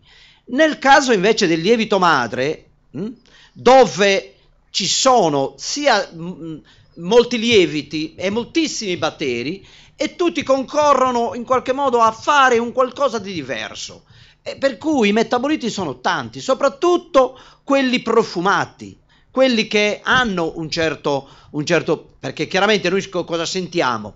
Nel nostro naso arrivano le molecole, e quindi le sentiamo, ma perché queste molecole arrivano? Si devono formare, quindi sotto forma di composti, si devono formare.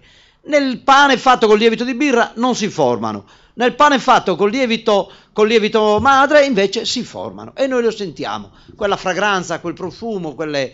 E dato che il professore fa medicina, come mai queste regole non vengono applicate in un senso anche di sanità? Di salute per la gente. Stiamo cercando Perché di farlo. Continuare? Io una volta avevo un cantiere a San Teodoro e c'era lì uno che faceva il pane precotto, cosiddetto, no? Io quando passo lì, adesso dico, vai via. Quando passo a San Luri, dopo 50 anni, che c'era uno che vendeva un panino di questi civraju, dice, fermati, che qui mi dice lì il cervello, che qui c'è il pane buono. Dopo 50 anni, sono passati veramente 50 anni, non c'è più, però si ricorda sempre il cervello che era questa roba qui. Perché non applichiamo una serie di regole in cui si veramente per la salute? Perché poi la salute non basta più, le spese che facciamo è una cosa micidiale. Perché il mondo purtroppo è fatto secondo delle regole economiche. L'Dottor Sobino vi ha detto, no? Che ci sono navi piene di grano che aspettano che il prezzo alzi. E vi posso assicurare che si investono miliardi di euro per i farmaci, ma non si vuole investire su cose che hanno un costo molto più basso e che potrebbero portare un qualcosa di più salutare. Questo non lo decidiamo in questa stanza. Io ho visto una volta una nave piena di farina, c'era il verme così, sono passati lì e sono arrivati tutti allontanati, gli hanno messo una pompa, dice questo fra 3 giorni è buono. Però dipende anche molto da noi, ripeto, perché prestiamo molta attenzione a tante attività della nostra vita, voglio dire, perché quando andiamo a comprarci un vestito stiamo ben attenti che ci stia veramente bene, che sia di quel colore, che sia elegante, che sia qui, che sia là.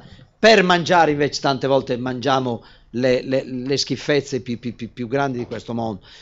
Tanto quasi sembra che non sia così importante, no? L'importante, come diceva mio nonno, che Samata si è piena o de bazzo de rena e Samata si cosa, è la stessa cosa. Ecco, sì. La questione di che cosa si sta facendo a livello della regione. C'è una legge regionale, che è la legge numero 4 2016, che è contrassegno del pane fresco. E qui mi ricollego a quello che diceva prima Domenica sulle questioni del pane fresco e sulle questioni del pane che viene sfornato, per utilizzare uno slogan che sicuramente avete detto tutti voi: qui sforniamo pane tutto il giorno. Non so, è anche la domenica. Pane fresco, cioè siete più avanzati, l'avete mangiato e dite la verità. Che è una forma piuttosto ambigua, pane fresco, perché non vuol dire pane da grano, vuol dire lo abbiamo appena sfornato, il che vuol dire che comunque tu che cosa fai? Utilizzi fondamentalmente quelli che dicevamo prima, cioè i prodotti semicongelati, i lieviti semicongelati vengono tenuti nel congelatore, poi vengono tirati fuori. Ci sono molte leggende metropolitane, forse non lo sa, si dice che si usi legno di tutti i tipi, compreso legno di bara da cui è stato sfrattato l'inquilino. Dicono anche queste cose, però insomma non lo so, forse dicono anche con l'inquilino. Comunque, a parte gli scherzi, ecco, e a parte gli inquilini leciti dell'altro della bara, il punto è questo, cioè sforniamo pane fresco tutti i giorni con precotti. Quindi tu che cosa fai? Lo togli dal freezer, fai lo scongeli, fai il pane, lo tiri fuori dal forno, è buono per i primi 5 minuti, dopodiché lo tiri al cane che si lamenta e poi non te lo riporta indietro perché è morto nel frattempo. Invece ora, la regione che cosa ha fatto? Ha promulgato una legge che, ripeto, è la numero 4 del 2016, che ha fondamentalmente l'elemento base, che è quello di difendere il prodotto con un contrassegno in cui si dice: per i negozi panifici che adottino, cioè che accettino una serie di regole, che di poter vendere, di potersi fregiare di questo marchio in maniera che il consumatore sappia che il pane viene possibilmente da materia prima locale, ma soprattutto da pasta madre praticamente, e questo è un elemento fondamentale. Perché questa legge abbia successo? Intanto è stato nominato dall'assessorato al turismo un comitato tecnico di cui io immodestamente ne faccio parte, però non è quello il punto. Il punto è che per poter avere successo questa azione che da parte della regione Sardegna devono essere presenti due elementi fondamentali. Sono contento che sia presente l'assessore all'agricoltura. Ci sono due elementi fondamentali: uno, che il contrassegno deve avere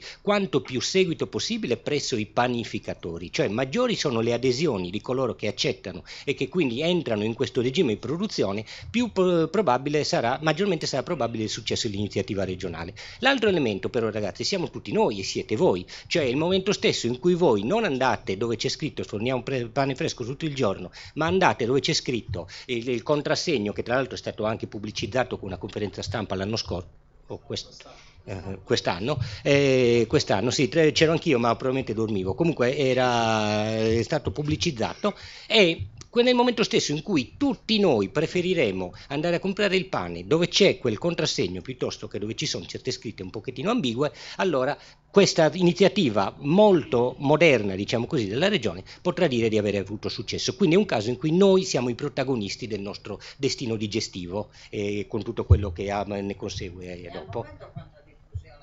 No, adesso sono arrivati nella fase in cui sono aperte le manifestazioni di interesse per i panificatori che vogliano entrare in questo sistema di, chiamiamolo protezione, non è una parola che mi piace, ma per intenderci, non è proprio una DOP, è un accreditamento. Poi magari qualche dettaglio, così passo la palla all'assessore. Prossimo assessore sono io, ragazzi, quindi lo sapete, così via. Degli additivi che possono essere usati nelle sfarinate, nel grano, nel pane, rispetto a quelli che invece utilizziamo in Sardegna, che mediamente si utilizzano come numero proprio. Cioè? Gli additivi che ci possono essere nel pane. Ma non era la domanda che mi avevi concordato questa? Così, oppure no. Mamma mia. Tra l'altro, mi ripete la domanda? Non era nel programma. Allora. Così mi preparo, scusate. No. Era una curiosità che però non è solo una curiosità, è anche voglia di sapere, di conoscere, e sicuramente sai già la risposta, solo che ti ho posto male la domanda. Nella panificazione potenzialmente ci possono essere 160-165 additivi, 120 più o meno utilizzabili nelle granaglie e negli sfarinati, ammessi dalla legge, 44 utilizzabili durante la panificazione e 1 utilizzabile nel lievito. Mediamente, tu che conosci l'industria del pane, industria intesa può essere una parola assolutamente positiva, poi dipende da come uno fa le cose. Tutto può essere, un coltello può tagliare il pane ma può servire a uccidere un'altra persona, quindi ogni cosa è strumento a seconda di come lo utilizziamo. Nelle grani che vengono utilizzati in Sardegna, che voi state utilizzando per la panificazione, mediamente quanti additivi vengono utilizzati? Ma guarda, allora, sempre più in basso, sto cadendo sempre più in basso. Allora, ok, tutta colpa di YouTube, perché altrimenti avrei risposto così vis-à-vis dicendole che non lo so, cioè nel senso che per quanto riguarda gli additivi come elementi esterni che favoriscono il processo di lievitazione eccetera, allora posso dire questo: per quanto riguarda la panificazione, i panificatori artigianali, per esempio questi panificatori che operano magari con filiera corta o cose del genere, onestamente Domenica non sono a conoscenza di come si chiama, non sono a conoscenza di additivi. Mi conforta il fatto che non so rispondere a questa domanda. Non sapendo rispondere a questa domanda, lo dico in tutta umiltà, vuol dire che le numerose decine di panificatori con cui giornalmente mi incontro non me ne parlano mai. Quindi conoscendoli quasi uno per uno e conoscendo tutti quelli che utilizzano anche lievito madre eccetera, onestamente non credo che si possa parlare a livello artigianale di additivi usati in maniera conclamata. Spero di aver risposto. No, ma è così. Volevo aggiungere una cosa, credo che sia molto importante rispetto al discorso della legge anche numero 4. Io credo che dobbiamo andare un po' oltre anche questa legge, perché io credo che la bellezza dei nostri pani risieda proprio, come stavamo cercando di spiegare adesso, nell'uso del lievito madre. E allora noi dobbiamo arrivare ai marchi dei nostri pani, o che sia DOP o che siano altri marchi, dove però sia obbligatorio, se naturalmente uno utilizza quel marchio, obbligatorio la provenienza almeno due cose: la provenienza del grano e l'utilizzo del lievito madre. E questa idea è un'idea ormai anche vecchia. Dopo vi ho accennato all'inizio degli anni 90 di quel progetto che il Ministero aveva voluto, perché l'idea era arrivare a queste cose. E in Sardegna avevamo lavorato, perché esistevano i comitati promotori di diversi marchi di pane, tipo appunto il Carasau, Cocoio Modizzosu, la Spianata, il Panezzichi, il Pistoccu e qualche altro, adesso non ricordo, eccetera. E si era lavorato molto per fare tutto il disciplinare, eccetera, eccetera. Poi probabilmente i tempi non erano maturi, diciamola così, probabilmente i tempi non erano maturi e tutto si è fermato. Ma è quello che noi dobbiamo fare, perché altrimenti questa peculiarità che noi abbiamo in Sardegna la perderemo, perché a quel punto i nostri pani li possono fare in qualunque parte del mondo, se non li proteggiamo in questo modo. E io credo che, appunto, ecco qui veramente la presenza dell'assessore è preziosa da questo punto di vista. Io credo che dobbiamo fare questa proprio perché almeno, come posso dire, le tipologie simbolo in qualche modo della Sardegna, secondo me vanno protette in questo modo, così come stanno facendo in altre parti d'Italia, perché eravamo i primi quando siamo partiti. Ma sto parlando degli anni 90, quindi gli assessori lì proprio non aveva nessuna... Ecco, eravamo i primi in Italia. La colpa ce l'ha adesso. No? Eravamo i primi in Italia a partire, eppure adesso in Italia ci sono tanti pani che hanno il marchio DOP e noi ancora stiamo lì ad inseguire. Ecco, stiamo ad inseguire. Ecco, quindi credo che sia... Questo aspetto penso che sia importantissimo.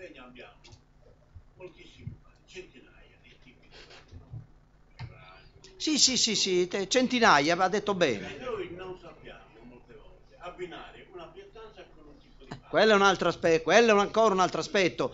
Ne abbiamo discusso sabato proprio in un convegno che abbiamo fatto ad Alghero di questo. Che queste cose, il pane cresciuto e calcio,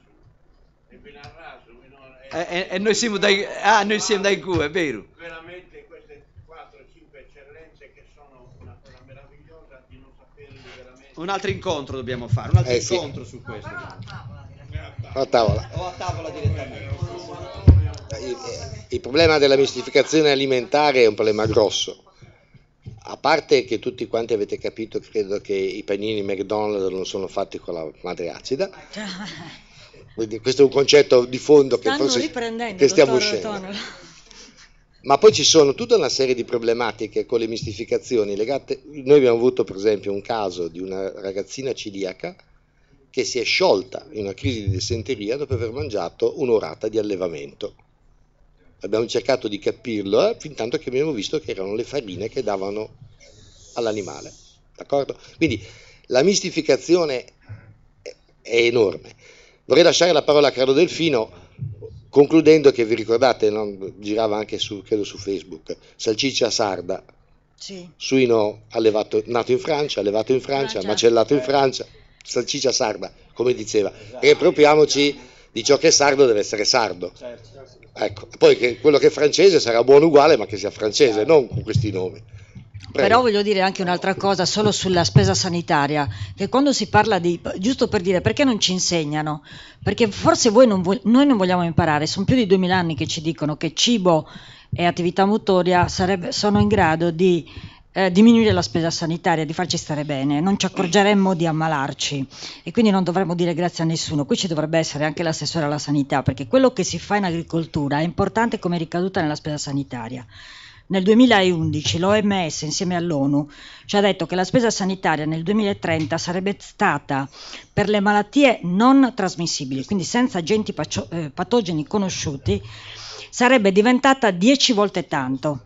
Però non abbiamo fatto prevenzione e ci siamo addormentati. Bene, intanto grazie della vostra presenza, ma soprattutto direi stasera grazie agli autori perché c'è il professor Farris, manca la dottoressa Sanna, la curatrice, ci sono 2 dei 12 autori e questo libro nasce proprio dall'esigenza di mettere a disposizione, tanto di regalare alla casa editrice, ma di mettere a disposizione proprio del pubblico, quello più, come dire, non dico specializzato nel senso dal consumatore, un prodotto che sia semplice da leggere e utile da consultare. Tutte le regioni d'Italia, in tutte le regioni d'Italia il pane è una cosa importante, in tutti i paesi del mondo è importante, però in Sardegna in particolare il pane è importante perché noi abbiamo una cultura del pane che ci proviene dalla cultura millenaria e mi riferisco ai pani rituali. Ecco, quei pani rituali sono circa l'80% dei pani rituali risiedono in Sardegna. Provate a immaginare la ricchezza culturale che noi abbiamo, tant'è che il collega dell'assessore all'agricoltura, la Barbara Giolas, preceduta da Morandi, lo sta proponendo come patrimonio dell'UNESCO. Quindi questi pani sono una ricchezza culturale. E io col professor Farris, quando andavamo in giro a promuovere questo libro, ci siamo resi conto che questo interesse sui pani rituali si era spento e si è riacceso fortunatamente, ma mentre i pani rituali sono importanti per la nostra cultura, sono venuti fuori i pani da mensa, che sono invece quelli che consumiamo tutti i giorni. Ed ecco la necessità di realizzare un libro che parlasse appunto del lievito madre. Lievito madre che abbiamo sentito quanto sia importante. Ora dico, il pane da noi è un elemento di base e questo discorso del lievito madre ci dovrebbe portare lentamente a capire quanto sia importante consumare i prodotti locali. Si è parlato di grani vecchi. Io faccio prediletto coltivatore, quelli proprio che si divertono a coltivare. Voi siete di Olbia e sicuramente mangiate pesce tutti i giorni. Provate a immaginare di mangiare un pesce che avete in casa da 5 giorni, da 6 giorni. Sicuramente puzza. La verdura no. la verdura sembra che sia fresca, ma in realtà ha perso tutte quelle caratteristiche. E vi faccio un esempio per tutti. Non digerivo, dite, sto facendo un discorso, come si dice, terra a terra, ma ci capiamo bene. Non digerivo il peperone verde finché l'ho coltivato e colto e mangiato come l'acqua. Che significa? Che queste farine vecchie non ce ne rendiamo conto, ma se sono vecchie di 3 anni, di 4 anni, per giunta cariche di pesticidi e di accidenti, noi le mangiamo, ma poi i danni si creano e ci ritroviamo addosso. Quindi non è un problema di fare autarchia, però provate a immaginare, stasera non si è detto, ma più volte l'ho sentito da voi, in Sardegna si coltivavano 100.000, si coglievano 100.000 quintali di grano. No, 100.000 ettari. 100.000 ettari. Ai tempi dei Romani. Siamo arrivati a 30.000, è vero, Assessore? Provate a immaginare cosa significa se si dovesse tornare ai famosi 100.000. Occupazione, significa che i paesi non si spopolano, significa che tutta la filiera intorno ai 100.000 ettari di grano, noi veramente facciamo grano a chilometro zero. Quest'anno il parco di Portoconte ha coltivato 40 ettari a grano Cappelli. Quindi noi abbiamo la possibilità di riportare la nostra produzione di grano se però andiamo nel panificio e chiediamo il pane con lievito madre. Guardate, da che ho fatto una mostra a Sassa di pani rituali, ho conosciuto un paio di panificatori, uno di Olmedo, uno di Tissi. Da 4 anni noi a casa mangiamo soltanto pane con lievito madre. Si buttavano via sacchetti di pane secco. Non buttiamo via più un briciolo di pane, perché lo consumiamo tutto e dura giorni. Quindi tutto questo direi che è un ciclo virtuoso che se si mette in moto è un beneficio per tutti, prima di tutto per la salute. In questo Expo credo che sia stato importante perché ha messo in moto e ci ha fatto capire che mangiare sano significa vivere meglio. E anche il discorso legato ai panificatori e ai consumatori, ma è anche legato però al discorso dell'offerta, e mi riferisco ai ristoranti. Cioè il pane, se ci pensate bene, ha un ciclo di lavorazione molto più faticoso del vino. Perché la vite è vero, ma provate a immaginare cosa deve essere nell'antichità, arare, no? Cogliere il grano e quindi tutto il ciclo. Ecco perché il pane era sacro, perché era frutto di una grande fatica dell'uomo e della donna. Quindi il pane è importante, come più importante ancora dell'olio, del vino. E a tavola come ve lo servono, diceva il professor Fares. E poi, quando vi danno il conto, cosa c'è scritto? Pane e coperto. Non va più bene, secondo me. Bisogna cominciare a parlare di coperto, il pane è un'altra cosa, perché il pane abbiamo capito che è importante, qualcuno ha detto, ma l'abbinamento, perché chiediamo l'abbinamento a seconda delle pietanze? Il pane, ce l'hanno detto diversi esperti, come dire, di Lahore, eccetera, è importante l'abbinamento del pane. Chiudo dicendo che un giorno sono stato a Ferrara, dove è un DOP, il pane, come si chiama, il cornetto? Sì, il cornetto di Ferrara. Di Ferrara. E io provenivo proprio da una serata così, dove ho mangiato il prosciutto col pane. Ho chiesto del prosciutto, che è favoloso il prosciutto, e dove lo mangi quel prosciutto? Dove lo metti sopra? Che si sbriciola quel pane.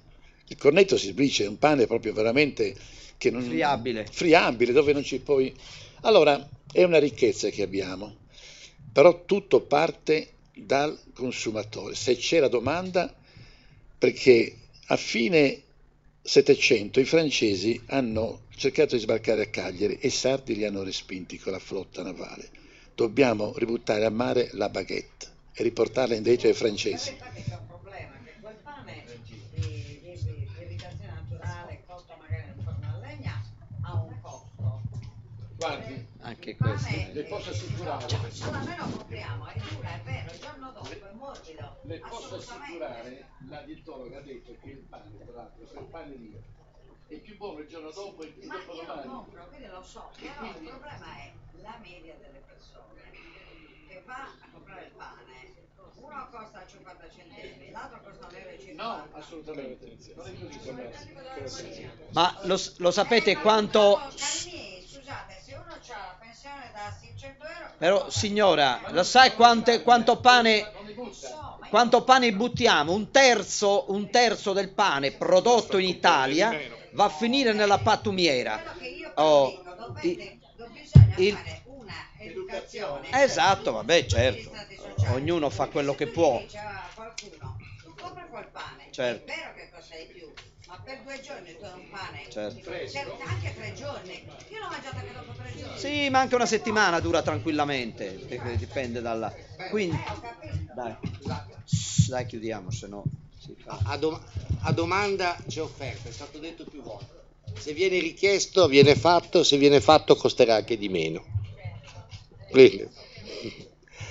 Beh, lascerei la conclusione a Pierluigi Caria, anche perché ha un ruolo che è fondamentale per quello che abbiamo parlato fino adesso. Quindi Pierluigi. Ma intanto buonasera a tutti e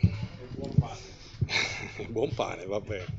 A te per un pelo ti portano a parlare di salsicce e avresti preso un'ora di tempo solo per parlare del maiale sardo, dei nostri maiali, delle nostre produzioni.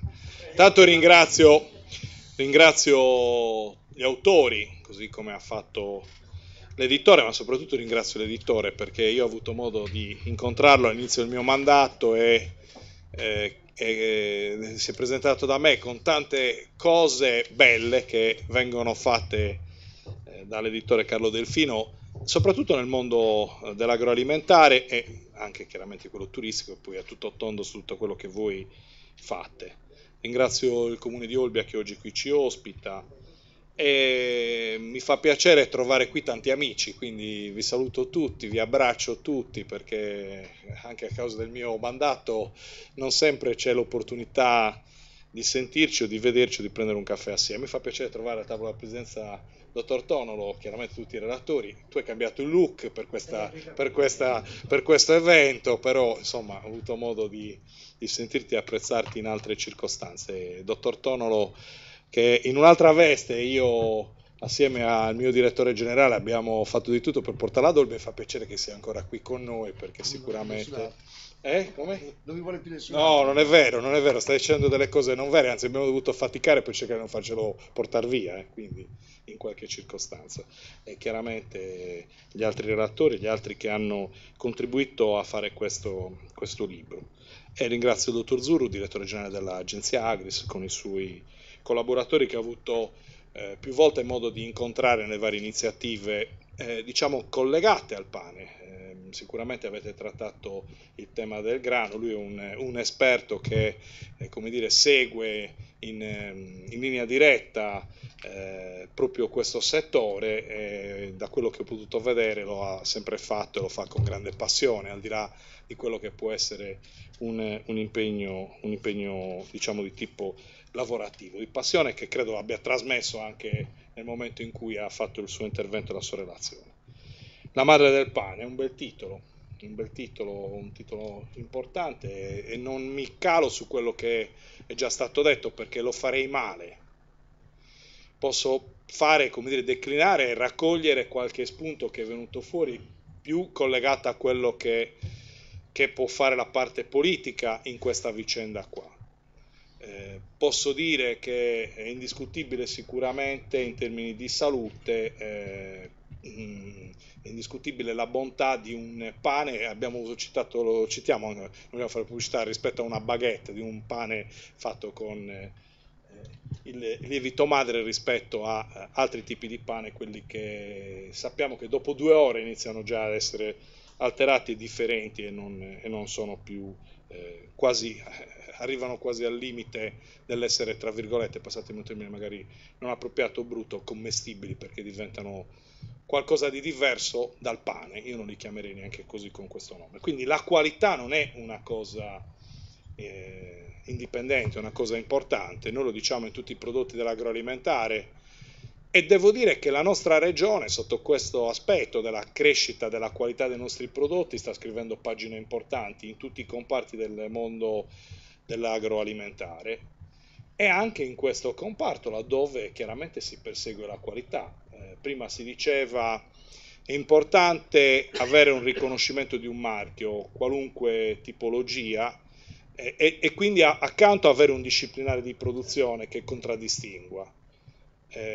Si è parlato della legge regionale, io non so, adesso potrebbe appassionare o non appassionare come mai sia finita sul settore turismo e non sul settore agricoltura, ma non c'ero e io l'ho trovata approvata dal Consiglio regionale così.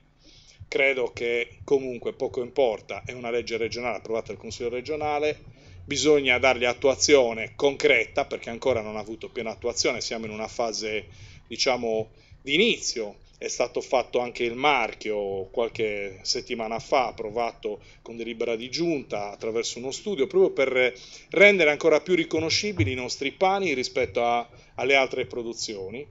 Ci sarà una fase poi, per molti di voi che comprendete meglio, di una sorta di accreditamento per gli esercizi che utilizzeranno i nostri prodotti.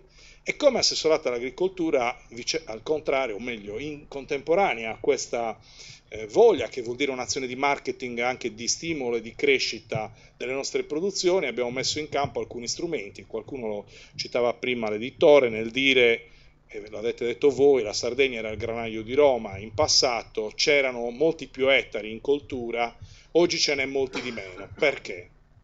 Abbiamo cercato di ragionare assieme ai produttori principali di questa materia prima fondamentale e importante, non solo rispetto a, lo dico qui, alla polemica che è venuta fuori sul grano Cappelli, che non è ugualmente da sottovalutare, ma che ha, come dire, una dinamica che non è dipesa nemmeno dal sistema regione, perché insomma è andata in onda per una serie di eventi e il grano Cappelli, seppure riscoperto dai nostri produttori sardi, non era una produzione nemmeno tipicamente sarda. Noi l'abbiamo riscoperta con i nostri imprenditori, con intelligenza, l'abbiamo coltivata, ha avuto un appeal di mercato e un soggetto ha cercato di, come dire, di portarsi a casa sulla base di una gara una sorta di esclusiva per poter promuovere e vendere il grano Cappelli. Ed è ritornato anche qui in Sardegna a dire: chi vuole produrre grano Cappelli, sapete cosa c'è di nuovo, ve lo compro, anche a un prezzo maggiore rispetto a quello che era il prezzo pagato. E ci siamo posti un problema: la filiera è fatta non solo del produttore primario ma del trasformatore, e se la materia prima aumenta il prezzo del 30%, del 40%, c'è una dinamica di mercato conseguente, cioè se io produco un tipo di pane, lo vendo a una cifra, se mi aumenta in maniera consistente il prezzo della materia prima, o aumento e ribalto il costo sui miei clienti o devo necessariamente modificare la tipologia della produzione. E questo è un tema su cui noi abbiamo cercato di portare l'attenzione per evitare che questo avvenisse in un clima, anziché di, come dire, teso a favorire la produzione dei nostri prodotti, in un clima al contrario. Tu che hai a che fare con gli artigiani che lo trasformano, sai benissimo di che cosa stiamo parlando. E allora abbiamo cercato di capovolgere un pochino anche il tavolo e di dire: ma possiamo fare di più in questo mondo? Noi siamo 14 mesi, io sono 14 mesi che vado in giro a dire, assieme al presidente, e all'inizio vi assicuro, lo dico qui ad amici, mi guardavano un po' di traverso, anzi anche male qualcuno, a dire: che idea di agricoltura volete per questa regione? Noi vorremmo che ci fosse un'agricoltura produttiva, di precisione e istruita.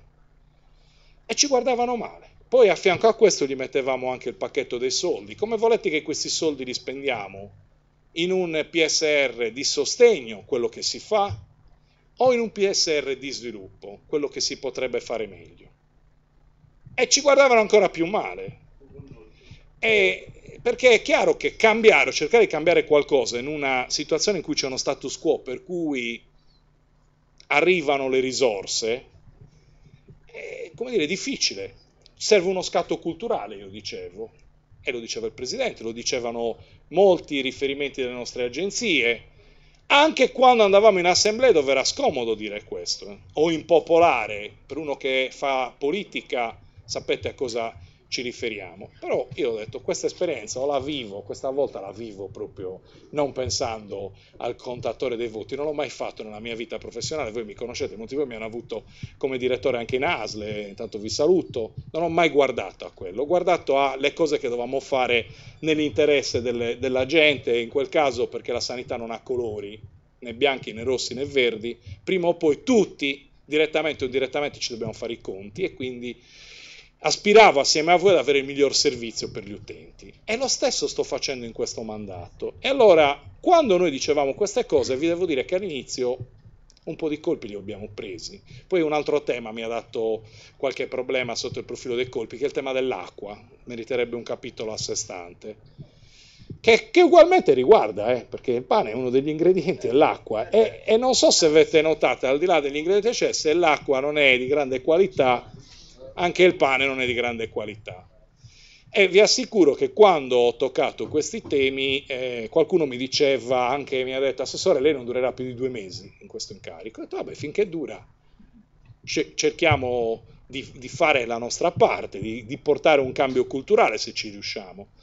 E quindi l'abbiamo portata avanti. Ma perché stavo facendo questo ragionamento? Perché sul tema abbiamo cercato di, dopo un po' di anni che non si faceva niente, di ristimolare il cerealicolo. Abbiamo fatto 2 bandi dopo tanto tempo per spingere a mettere in coltura più ettari. Stiamo andando in giro a parlare di agricoltura di precisione, della semina in sodo, perché il tema è che non si produce più quella quantità di grano per i ragionamenti in parte che faceva lei prima, cioè perché se io mi metto a produrre un prodotto e non riesco a trovare un mercato di sbocco per venderlo al prezzo che remunera il mio lavoro, è difficile che io mi metta a fare quell'attività, cioè non faccio l'impresa.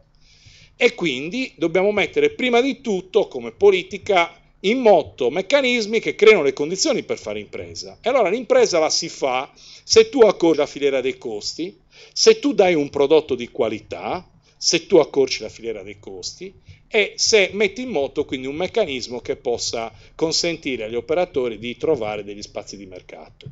E questo noi stiamo cercando di fare, con fatica, perché ancora quando facciamo i convegni, per esempio ne facciamo uno l'8 su agricoltura di precisione, e quelli del mondo direttamente impegnati non hanno ancora capito di che cosa stiamo parlando. Stiamo parlando di nuove tecnologie da utilizzare, stiamo parlando di innovazioni che si possono utilizzare, stiamo parlando di uno scatto culturale che è necessario. Perché tutto questo? Perché non ci dimentichiamo che per fortuna in questa regione abbiamo una cosa importante per chi opera, cioè per quelli che poi producono la materia prima, e cioè che c'è un ricambio generazionale. C'è un mondo di giovani che sta entrando nel settore agricolo e non sono necessariamente figli di agricoltori o di pastori, anzi c'è un 25% che possono essere, io dico figli nostri perché io non arrivo da quell'esperienza diretta, che hanno deciso di dedicare la loro vita in questo comparto qua, il comparto dell'agricoltura. E allora anche questo, quello della produzione del grano, visto che siamo stati grano di Roma, evidentemente abbiamo le condizioni per poter fare la produzione. Vi dico che la prima cosa che ho chiesto alle agenzie quando sono arrivato, mi aspettavo di trovare una carta della mia regione Sardegna dove ci fossero le vocazioni. Cioè il grano non si può produrre in tutta la Sardegna, ci sono dei territori che hanno una vocazione maggiore rispetto ad altri, perché, come dire, il territorio è importante e anche i nostri prodotti, quando noi diciamo i nostri prodotti raccontano la nostra terra, anche il vino, prima è stato citato, i vermentini non sono tutti uguali, evidentemente perché, come dire, scontano non solo la trasformazione, perché io potrei mettere lo stesso soggetto che trasforma, che usa la stessa procedura, e utilizza uve di 5 territori diversi, fa 5 tipi di vino differenti. Quindi dove si, come dire, costruisce la materia prima e il contatto col territorio non è una variabile indipendente e noi quella dobbiamo sfruttare. Quindi un marchio sotto i vari punti di vista che sia legato alla nostra terra, alla Sardegna, quindi al nostro ambiente, se abbiamo anche, al di là del discorso che si è fatto prima, chiaramente una isola dove c'è un'alta percentuale di ultracentenari, è dovuto sicuramente all'ambiente, ma sicuramente è dovuto, diceva prima bene chi mi ha preceduto, tutti quanti voi, all'alimentazione che noi abbiamo avuto la fortuna di avere. Certo, questo si scontra un po' con alcune dinamiche che sono quelle collegate alle disponibilità finanziarie, perché è chiaro che magari si compra la baguette per fretta e si compra la baguette perché nella testa si pensa di risparmiare, ma io credo che sia più utile far passare un meccanismo diverso, e questa è una iniziativa che secondo me va ampliata, amplificata, che richiama proprio la parte, diciamo, collegata al mangiar bene, perché vuol dire anche avere una salute differente e quindi avere meno bisogno del sistema della sanità, come prima si diceva, e quindi consentirci di vivere una vita migliore. Allora, credo che mettendo assieme tutte queste cose si può lavorare ognuno per la propria parte per far capire, far passare ancora di più questo messaggio e per stimolare sempre di più iniziamo dalla nostra popolazione, quella che abbiamo vicino ai nostri concittadini, ai nostri familiari, spingendoli a, come dire, non solo, mi verrebbe da dire con facilità da assessore, qualche volta mi hanno anche chiesto ma perché non fa uno spot? L'ho anche fatto nei periodi di Natale, eccetera, quando c'era bisogno di dare anche una mano ai nostri produttori, uno spot per consumare sardo, perché comunque alla fine i nostri prodotti, quelli fatti nel rispetto di almeno quella minima parte di un disciplinare, ce ne sono molti artigiani che lo rispettano e ognuno di noi, se va a fare una ricerca neanche tanto approfondita e accurata, li trova, sicuramente rappresentano prodotti di grande qualità e quindi prodotti migliori. Io vi ringrazio, non mi allungo perché avete già fatto quasi 2 ore su questo argomento, buon lavoro a tutti e buonasera.